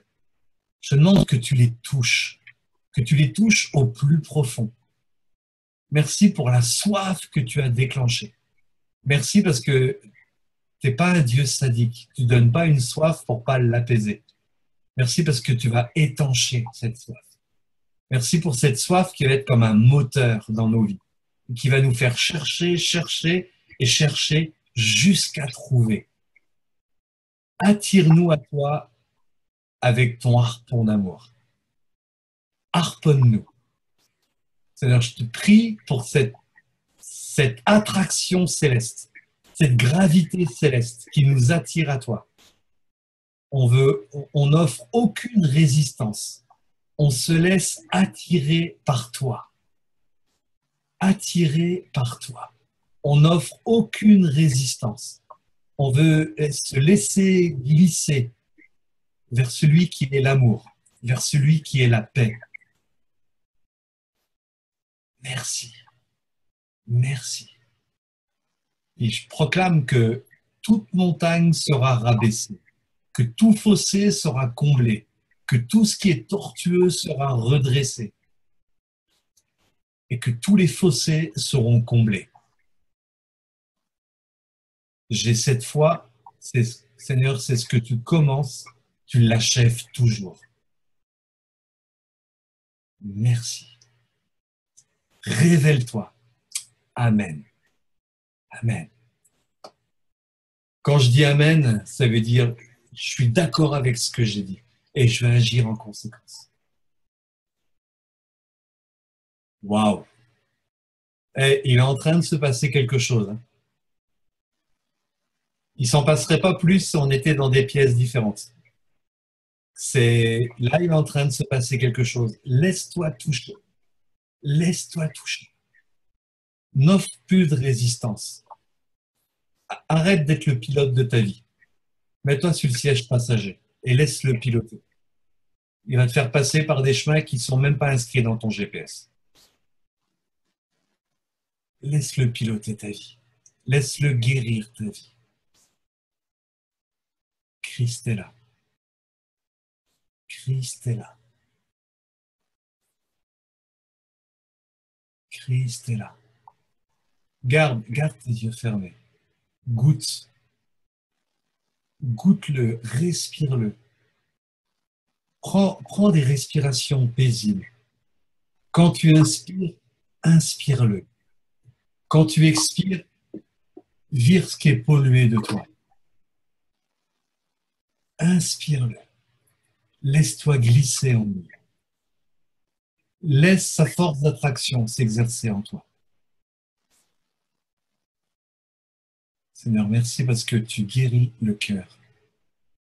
Tu remets en un les cœurs éclatés, les cœurs dispersés. Seigneur, je te prie pour tous ceux et toutes celles qui, en écoutant cette vidéo, prennent conscience qu'ils vivent en dehors d'eux-mêmes et pas en dedans. Je te prie que tu les appelles à toi. Je te prie vraiment que tu les appelles, que tu les attires. Comme c'est écrit, nul ne vient à moi que si le Père ne l'attire. Touche les cœurs, guéris les vies. Guéris les vies. Seigneur, merci parce que tu mets ta main sur son épaule. Puis tu lui dis, je suis là. Jamais je te laisserai, jamais je t'abandonnerai. Je serai tous les jours avec toi. Jamais, jamais je te laisserai. Garde les yeux fermés. Je vais te raconter une petite histoire. Quand j'étais petit, mes parents étaient partis en vacances en Bretagne. J'étais avec eux. Et puis, on s'est retrouvés dans une maison où la nuit était vraiment noire. Et j'avais peur du noir. Et je dormais dans la même chambre que mes parents, dans la maison de location. Et toutes les 2 minutes, je disais « Papa, papa !» Et puis il se levait, il allumait la lumière, il disait « Quoi ?» Je disais « J'ai peur !» Il dit « Regarde, il n'y a personne. » Et il réteignait. Et je tenais 5 minutes. Papa, papa. Et il se relevait, il rallumait la lumière. Qu'est-ce qu'il y a encore? J'ai peur. Mais regarde, regarde, il n'y a rien. Et puis on est là, je suis là. Et il réteignait. Et je l'ai fait plein de fois de suite. Puis à un moment, mon père s'est levé, il a allumé la lumière. Puis il m'a dit, écoute, ne doute pas dans le noir de ce que tu as vu dans la lumière. Ne doute pas dans le noir de ce que tu as vu dans la lumière. Eh ben, cette phrase, c'est pas seulement mon Père Céleste qui me l'a dit. Maintenant, mon Père Céleste n'arrête pas de me le dire. Je vis des moments où tout est illuminé, et puis les choses sont claires, et puis des fois, tu es en haut de la montagne, tout va bien, puis dans la vie de tous les jours, on redescend dans la vallée, on redescend dans notre quotidien, et puis là, bah, cette parole, elle est vivante pour toi. Ne doute pas dans le noir de ce que tu as vu dans la lumière. Il est toujours là. Il est toujours là. Je suis avec toi. Jamais je te laisserai. Jamais je t'abandonnerai. Amen. Vous savez, quand je prie, c'est pas pour faire semblant, hein. Je prie un Dieu qui m'entend et qui m'exauce. Et je prie un Dieu qui vous aime, donc j'ai pas besoin de le supplier de vous bénir. Parce que c'est son désir. C'est son désir. Il y a un livre dans la Bible qui s'appelle Le Cantique des Cantiques. C'est une histoire d'amour. Et à un moment, le bien-aimé dit à sa bien-aimée, lève-toi et viens. Et en fait, ça représente Dieu en toi qui parle à ton âme. Et puis, dans l'hébreu, il lui dit pas, lève-toi et viens. Il lui dit, kumilar, et l'erilar. Ça veut dire, lève-toi vers toi et viens vers toi. Va vers toi, ma belle. Fais-moi voir ton visage. Fais-moi entendre ta voix. Ma colombe, ma parfaite. Toi qui te tiens caché dans la fente du rocher.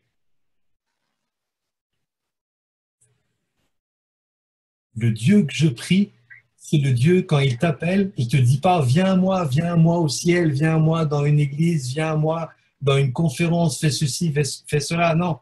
Quand il te dit viens, en fait, il te dit, va vers toi et fais-moi voir ton visage. Fais-moi entendre ta voix. Je suis toujours déjà là. Toujours déjà là.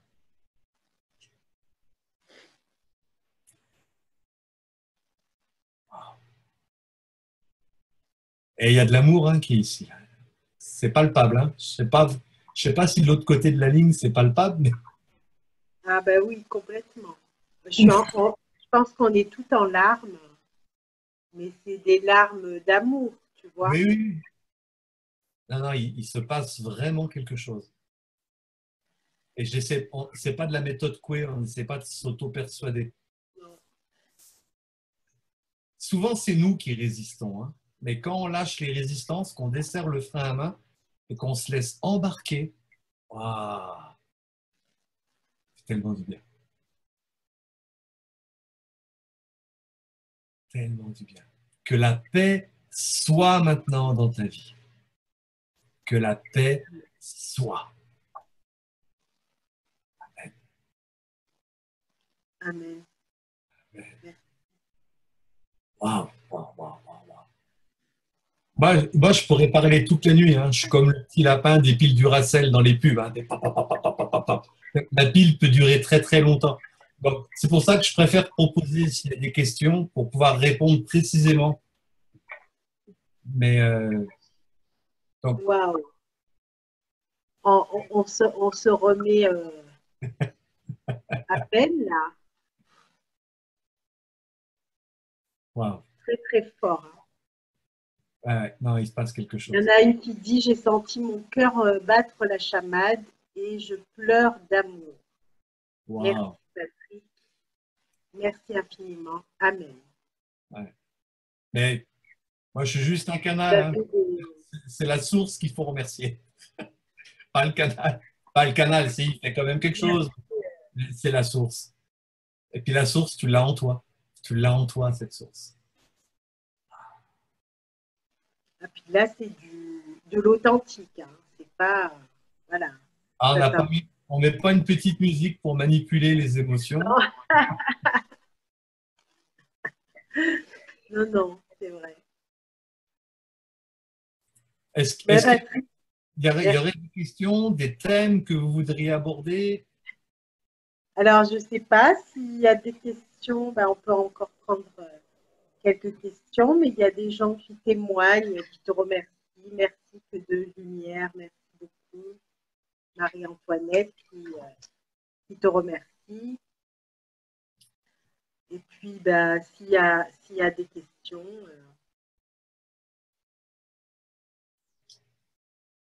Moi, je vais vous lire aussi un autre texte que j'aime beaucoup.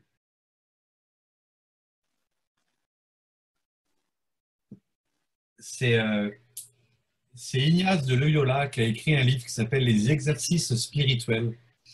Et dans la deuxième annotation, il dit, ce n'est pas d'en connaître beaucoup qui satisfait et remplit l'âme, mais c'est de goûter intérieurement les choses.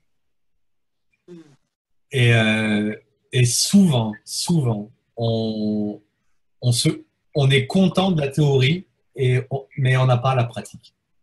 On pourrait, et je trouve que c'est dommage parce qu'on perd la substance. On perd la substance.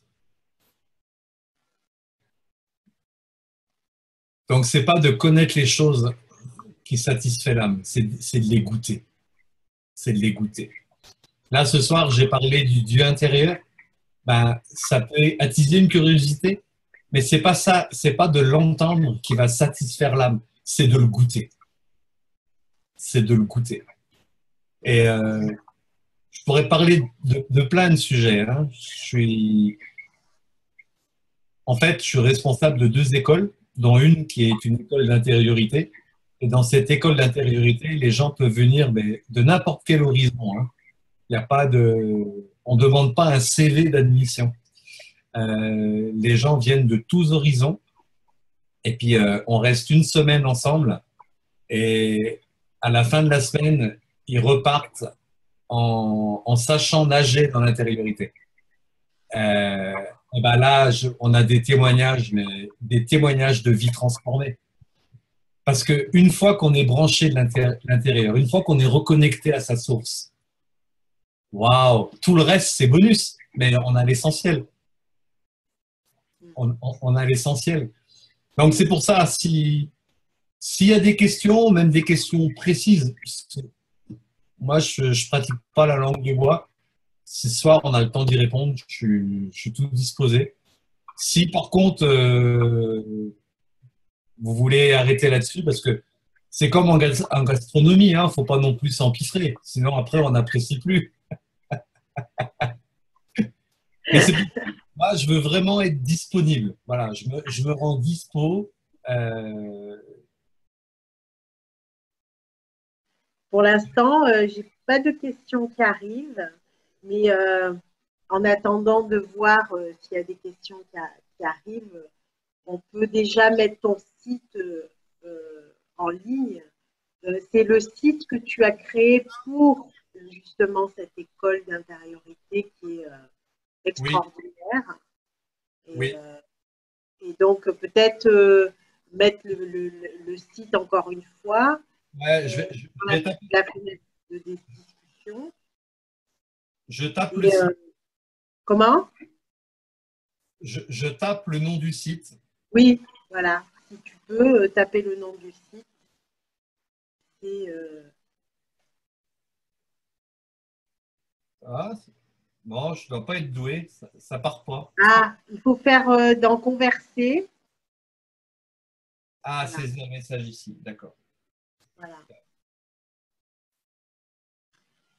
Et puis, ben, je vous invite à poser des questions s'il y a des questions. Voilà, Là, Cap Ezekiel. cap-fr. Ouais, Voilà, sachant que, ben voilà, comme on l'a expliqué, peut-être, enfin, on envisage, hein, ça serait extraordinaire, de faire aussi une partie de cet enseignement sur Internet qui soit peut-être accessible à des personnes qui ne peuvent pas se déplacer forcément, qui ont des ouais. problèmes physiques, handicapés ou tout Ah, mais simplement difficiles de se déplacer. Donc, voilà, on va certainement essayer de travailler là-dessus. Oui. Voilà, donc ça c'est une super nouvelle. Ah oui, ça pourrait être intéressant parce que en fait, Voilà, dans l'école, on travaille beaucoup là. Il y a toute une information qui est donnée et en même temps, il y a beaucoup d'ateliers pratiques. oui, On voit autant des ateliers sur la respiration que sur. Il y a des ateliers sur beaucoup de choses en fait, hein. Et mais en tout cas, là, pour notre première session, on a fait notre première session et on a eu du 100%, hein. ah oui. 100% des personnes sont reparties pas comme elles sont venues. Donc ça, c'est énorme. Et puis, parmi ces personnes, il y en a que j'ai revues encore il n'y a pas longtemps, mais en plus, elles sont contagieuses. Donc ça, c'est super. C'est super. Mais c'est sûr que ça demande du temps. La formation, elle dure 5 jours pleins. Et 5 jours, c'est pas de trop, hein. Parce que au départ, les gens se rendent compte que l'intériorité, c'est un peu difficile parce qu'on n'est pas éduqué à l'intériorité et on a besoin de se reformer, de se rééduquer à l'intériorité.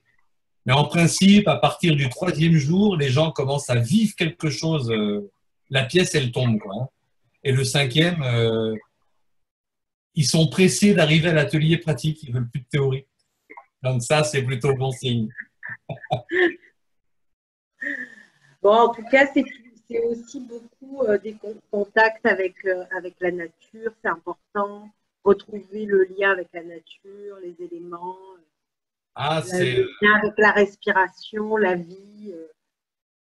De toute façon, si on se connecte à celui qui est notre source, ça change notre avis, notre pratique sur tout. Et notre regard sur tout. Le regard sur l'autre va changer, le regard sur le spirituel va changer, le regard sur la nature va changer. C'est obligé. Tu peux pas rencontrer Dieu et rester le même. C'est pas possible. C'est pas possible. C'est comme tu peux pas rencontrer un charbonnier et rester propre. C'est pareil. Alors, bon, il n'y a pas de question, mais moi, j'ai peut-être une question qui est très intéressante. C'est une amie qui était mariée avec beaucoup de bonheur au début, puis après, bon, voilà, ça s'est dégradé. Et puis, c'était très, très religieux. Bon, c'était un groupe, c'était pas catholique, mais c'était comment protestant, hein, voilà. Et dans la Bible, il est dit que le divorce, c'est pas du tout possible, c'est condamnable. Donc, son mari, ils s'entendent plus, ils vivent séparément, mais son mari ne veut absolument pas divorcer. Il dit que bah, c'est une offense à Dieu, que voilà, que ça se fait pas et que c'est péché. Voilà. Donc, elle est un petit peu aussi dans ça. Elle culpabilise, ça la rend malade. En même temps, elle a rencontré quelqu'un d'autre qui fait vibrer son cœur, mais elle est dans cette culpabilité parce qu'elle est concentrée sur ce qu'il y a écrit sur la Bible. Elle est complètement décalée avec ce qu'elle ressent et puis ce qu'elle veut exprimer pour Dieu. Bon, c'est le Christ, là, en l'occurrence, mais c'est très... Et donc, ils sont malheureux les deux, c'est un chaos.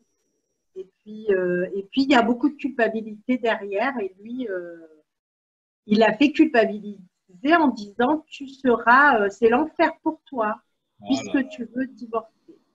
Bon, Qu'est-ce que tu penses de ça? Eh ben, là, tu es en train de me décrire les dégâts de la religion. Voilà. C'est les dégâts complets du moralisme chrétien. C'est terrible. Qu'est-ce qu'il dirait Jésus dans ça?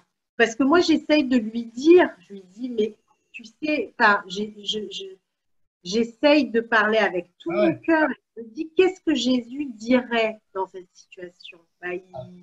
Mais de toute façon, déjà, rien que de dire c'est un péché, il y a un abus de langage. Parce que on a encore la culture moyenâgeuse où on croit que le péché, c'est le mal que l'on fait. Alors que bibliquement, au niveau étymologie des mots, péché, c'est viser à côté de la cible. Pécher, c'est sortir de son axe. C'est pas une histoire de faire ou de penser ou de parler, c'est une histoire d'être. Le péché n'a rien à voir avec la morale, absolument rien. Le péché, c'est ne pas tourner autour du bon axe. Le péché, c'est louper la cible. Voilà ce que ça veut dire bibliquement. Donc, il n'y a pas de notion de péché. Comment je pourrais dire autrement? Est-ce que Dieu est pour le divorce? Non, bien sûr que non, parce que ça fait mal. Mais maintenant, Jésus, il dit aussi que Moïse, il a enseigné, il a prescrit le divorce à cause de la dureté des cœurs. Donc, est-ce que dans la pensée première, il y a un divorce? Non. Mais est-ce qu'il y a possibilité qu'il y ait divorce? Oui. Moi, j'ai déjà conseillé une fois à une femme de quitter son mari. Et puis, il y a des pasteurs qui m'ont dit, tu n'aurais jamais dû faire ça. Tu te rends compte ce que tu... Et moi, je dis, mais c'est une femme battue. Prends juste sa place 24 heures, et puis tu me diras si tu lui dis pas la même chose. Faut arrêter de voir la vie au travers de théories, au travers de dogmes. Il faut déjà que ce que l'on dit soit guidé par l'amour, déjà. Maintenant, c'est toujours triste d'entendre que dans un couple, ça va pas. Maintenant, de ce que j'entends, une des raisons pour laquelle ça va pas, c'est que il y a de la religiosité, hein, et la religiosité rend rigide. Et puis, quand on est rigide, on est imbuvable et non consigné. Donc, c'est très dur. Non, mais c'est très dur après de vivre avec l'autre. C'est très, très, très dur. Donc, bien sûr, je ne pourrais jamais encourager le divorce. Moi, je suis pour l'épanouissement au sein du couple. Mais quand c'est plus possible, si les deux cœurs sont disposés, est-ce que Dieu peut prononcer des paroles dans le chaos du couple comme il a prononcé des paroles dans le chaos originel? Oui, il peut le faire. J'ai entendu plusieurs fois des couples être restaurés. Donc, il peut le faire. Mais si un des deux ne veut pas et ferme la porte, pourquoi l'autre serait emporté dans son tourbillon destructeur? Pour moi, encore une fois, c'est l'amour qui doit faire parler. C'est pas des dogmes, c'est pas des lois. Dans le site que je vous ai mis, j'ai écrit un article qui s'appelle L'être ou la lettre. Là est la vraie question. L'être comme celui qui est Dieu ou ce qui est écrit. C'est quoi qui guide nos vies? Moi, personnellement, je veux plus que ce soit la lettre, mais je veux que ce soit Dieu qui m'anime. Parce que non, la morale et le légalisme fait trop de dégâts. Fait trop de dégâts. La culpabilité ne vient jamais de Dieu. Dieu ne nous rend pas coupables. Dieu, des fois, nous convainc de pécher, mais il ne nous rend pas coupables. Parce que dans la culpabilité, il n'y a pas de porte de sortie.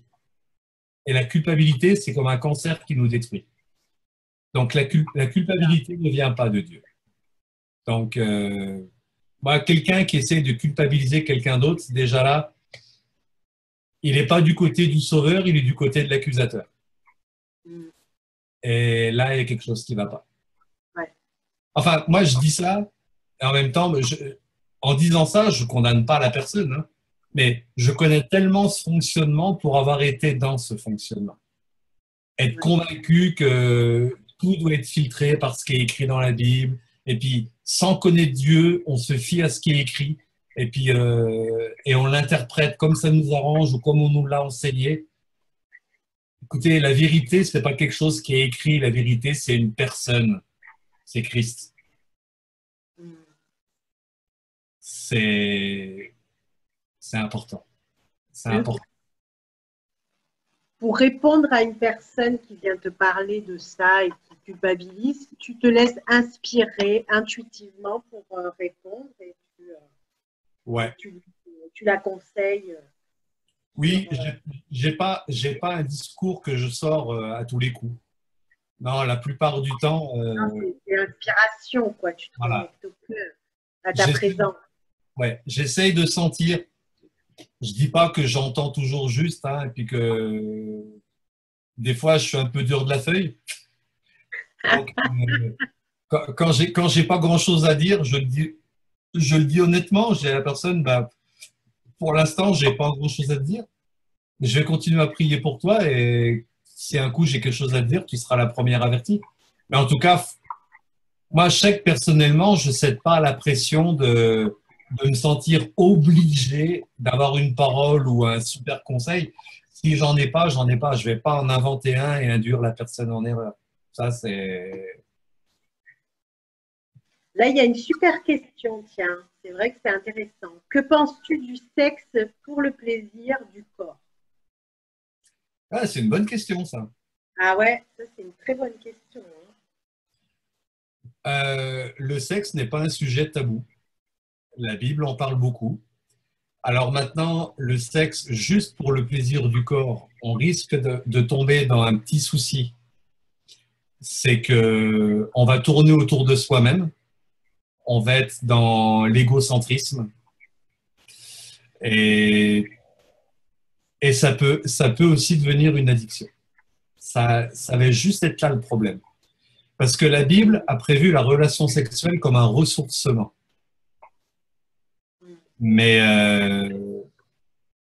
mais si on perd de vue le ressourcement et qu'on a en vue que le plaisir, si on perd de vue la communion, la vraie communion, pas seulement une communion de corps, mais une communion d'âme, une communion d'esprit qui se fait en même temps, euh, c'est sûr, il y aura du plaisir, mais je vais être un peu cru dans ce que je vais dire. Comme les animaux doivent avoir du plaisir. Je sais pas, j'ai jamais été un animal, mais à première vue, ça leur fait bien aussi, quoi.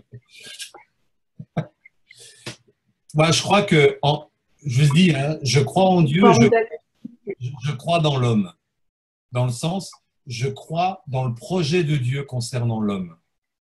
Et je crois que l'homme doit se rapprocher de la divinité et s'éloigner de l'animalité. Pour moi, ça, c'est une chose que je suis convaincu. Mais ça ne fait pas, pour moi, ça ne retire pas la notion de plaisir. La Bible est remplie de la notion de plaisir. Après, c'est de savoir où est la source de notre plaisir. Et est-ce que notre recherche de plaisir est légitime? Et là, elle dit pourquoi les hommes ont plus tendance à se plaisir que les femmes? J'en sais rien, j'ai jamais été une femme. Mais je ne sais pas si ça se vérifie à tous les coups, hein. Je suis toujours un peu frileux avec les généralités. C'est Oui, voilà. pas sûr que ça se Moi, à vérifie. mon avis, ça s'est démystifié. Les femmes aussi ont tendance de plus en plus Oui, à aimer. c'est de plus en plus libéré quand même, hein. Ouais. Mais pourquoi? J'en sais rien. C'est-à-dire que ce que tu veux dire par là, les hommes ont plus tendance, c'est que, bon, statistiquement, les Oui, hommes, même s'ils sont en couple, ils vont un peu plus ailleurs que les femmes. Voilà. ouais. C'est statistique, hein. Oui, oui, non. Et puis c'est évident qu'un homme, à chaque rapport, il atteindra le but pour lui-même. Mais il n'atteindra pas Ouais, forcément le but pour ouais. ses besoins, quoi. Voilà. C'est le Donc, phallus social, c'est ça. c'est ça. Non, mais il est là le truc. Il est là. Et rien que là, on devrait se laisser enseigner par la création. Et puis en fait, puisque c'est à coup sûr réussi pour l'homme, on devrait rechercher le côté de la femme. Parce que de toute façon, l'homme ne sera pas déçu. Mais je comprends, hein, je comprends. Mais là, bon, on s'est éloigné un peu du sujet, quoi. Mais je suis prêt à l'aborder dans le sens qu'il n'y a pas de sujet tabou en Dieu, quoi. C'est pas parce qu'on est spirituel que on est déconnecté du monde, quoi. Ben, écoute, c'était très intéressant de répondre à ces questions qui étaient hors sujet, mais comme tu nous as ouvert la porte, on en a profité. Bon, le prochain coup, je me méfierai avec des gens comme vous, là.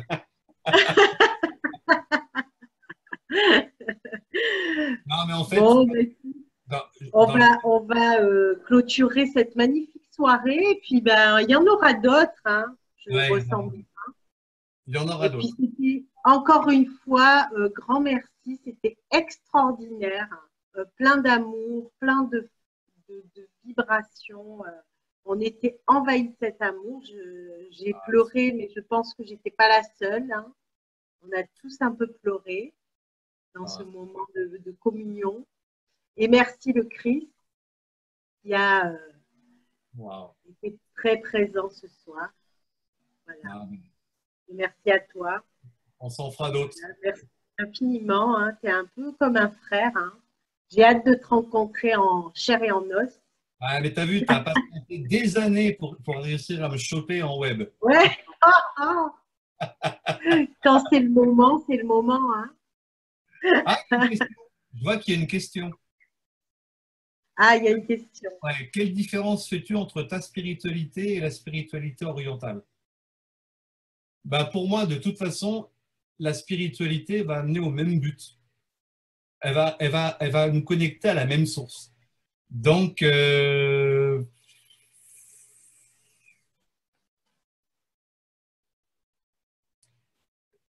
la vraie spiritualité orientale qui croit, parce qu'il y a des gens qui pensent que dans la spiritualité orientale, on a évacué la pensée de Dieu et que Dieu n'existe pas.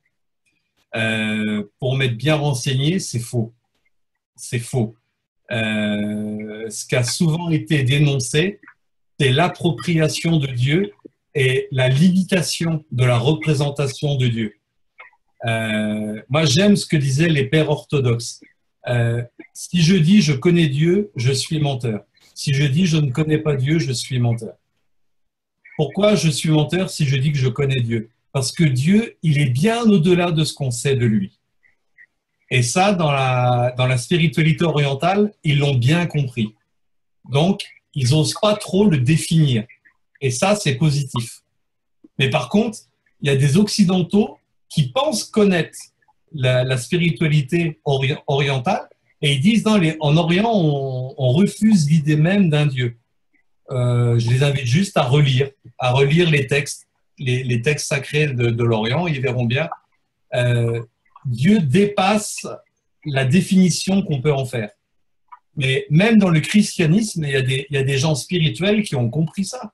La mystique rhéno-flamande, Maître Eckhart, Angelus Silesius, Dieu est au-delà de ce qu'on peut en concevoir. Ce que l'on sait de Dieu, c'est uniquement ce qu'on a vécu avec lui et ce qui nous a été révélé. Mais Dieu est bien au-delà de ça. Donc, je fais pas trop de... Pour moi, que tu sois chinois, que tu habites en Inde, que tu sois un Amérindien, que tu sois en Amérique du Sud, pour moi, la même parole est valable. Celui qui cherche, trouve. Et Dieu a mis la pensée de l'éternité en tout homme. Donc, pour moi, après, peu importe le nom qu'on va y mettre, quand on va chercher la source, on va la trouver. Et ce qui va se manifester, c'est l'amour. Pour moi, ce qui valide que quelqu'un est spirituel, c'est l'amour. Si c'est un donneur de leçons et qu'il n'y a pas d'amour, eh ben, sa spiritualité, on se la met derrière l'oreille, on la fumera tout à l'heure, quoi. Parce qu'il n'a pas grand-chose à proposer. Et celui qui rencontre Dieu, il a de l'amour. C'est obligé. C'est obligé. Maintenant, je suis pas pour le rapprochement des religions parce que je ne crois pas dans les religions. Par contre, je crois que dans chaque religion, il y a des spiritualités et que ces spiritualités peuvent se rapprocher. Mais tout ce qui a été dogmatisé ne peut pas se rapprocher. Quand l'homme met des dogmes, c'est fini. Ça, c'est bien vrai. Il y a une question, c'est « Mais Jésus dit, nul n'ira au Père que par moi. » Oui, j'y crois très fort. Nul ne peut aller au Père que par Jésus, par l'œuvre qu'il a accomplie à la croix. Et je crois à la portée universelle de son œuvre. Je vous raconte une petite histoire. Et après, je ne vous tiens pas trop longtemps, hein, parce que peut-être il y en a, ils veulent aller à la fête de la musique. Donc, je ne vous tiens pas trop longtemps. Mais c'est arrivé... Il y a un mois et demi. Il y a un mois et demi, j'étais dans la région de Genève. J'étais invité pour une conférence. Et avant la conférence, avec l'organisateur, il faisait très chaud. On a été se boire un coup à la terrasse d'un café dans un petit village. Et j'étais en train de parler de l'école d'intériorité, mais on était tout seul sur la terrasse. Et il y a un homme qui arrive de l'autre côté de la terrasse. Et d'un seul coup, il s'arrête. Et je vous assure, je monte pas un bateau, c'est un témoignage, c'est du pur jus là. Il s'arrête et il dit, je sais pas de quoi vous parlez, mais en tout cas c'est bien, parce que ça envoie. Regardez, j'ai les poils debout. Je sais pas ce qui se passe, mais il y a quelque chose qui sort de votre table. Mon copain là, il le regardait, il avait la bouche ouverte. Ah, mais qu'est-ce qu'il veut lui? Et moi j'ai dit, ça vous arrive souvent? Il me dit non. Il dit, je veux pas vous déranger, je sais même pas de quoi vous parlez. Mais c'est spécial. Il y a quelque chose qui vient sur moi. Je me sens envahi. Je me sens envahi. Et moi, je dis, bah, venez avec nous. Venez avec nous. Ça n'arrive pas comme ça par hasard, quoi. Et puis, on commence à parler. Et chose intéressante, il avait le même passé que moi, une enfance terrible. Après la délinquance, après les gangs, et puis lui n'a pas rencontré Jésus. Et après, il est devenu garde du corps et mercenaire, et il a fait des actes horribles.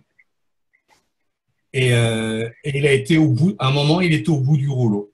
Et puis, on discutait, puis à des moments, il me regardait, il me dit, mais t'es en mission, toi, t'es quelqu'un de spécial. Il y a quelque chose qui sort de toi. À chaque fois que tu me parles, j'ai le cœur, j'ai l'impression qu'il va sortir de ma cage thoracique. Je dis, non, non, mais sache juste que ce que tu as vécu, je l'ai vécu. Et je dis, je voudrais te poser une question. Je dis, avec tout ce que tu as fait, parce qu'en fait, il a répandu son cœur, il avait besoin d'en parler. Je dis, est-ce que tu es en paix aujourd'hui? Il me dit, oui. Et je dis, et comment tu as fait pour traiter la culpabilité? Et là, il m'a dit, ah, bon, je te parle comme il m'a dit, hein, d'accord? Il me dit, vous allez me prendre pour un con, mais tant pis. Il dit, j'ai prié, j'ai dit, Dieu, je ne sais même pas si tu existes. Il a commencé comme moi, en fait. Dieu, je ne sais même pas si tu existes, mais si tu existes, je te demande pardon pour tout ce que j'ai fait. Et la culpabilité est partie de sa vie et la paix est descendue dans son cœur. Et là, d'un seul coup, il me regarde et il me dit, mais j'en connais pas plus sur lui.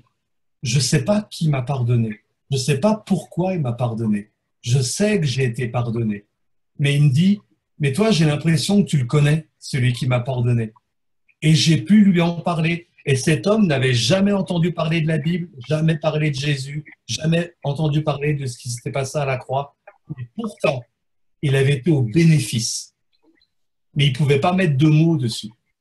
C'est pour ça que je crois à la portée universelle. Si aujourd'hui l'homme il a accès à Dieu, c'est à cause de ce que Jésus a fait à la croix. Parce que quand Jésus est mort à la croix, il a pris notre humanité en lui et il l'a cloué à la croix. Ça veut dire notre nature humaine qui ne peut pas se dépatouiller par elle-même, elle est morte à la croix. Elle est morte avec Jésus à la croix. Et quand il est ressuscité, c'est pour nous amener à une nouvelle vie, pas pour rafistoler notre vieille vie. Donc c'est pour ça, nul ne vient au Père que par moi. J'y crois, j'y crois. Je crois à l'œuvre parfaite et accomplie de Jésus sur la croix. Ça, j'y crois très très fort. J'y crois très fort. Si aujourd'hui on peut trouver Dieu en soi, c'est à cause de ce que Jésus a fait. Et qu'on soit sur n'importe quel endroit de la planète. J'ai un livre ici qui s'appelle L'éternité dans leur cœur. C'est des récits missionnaires.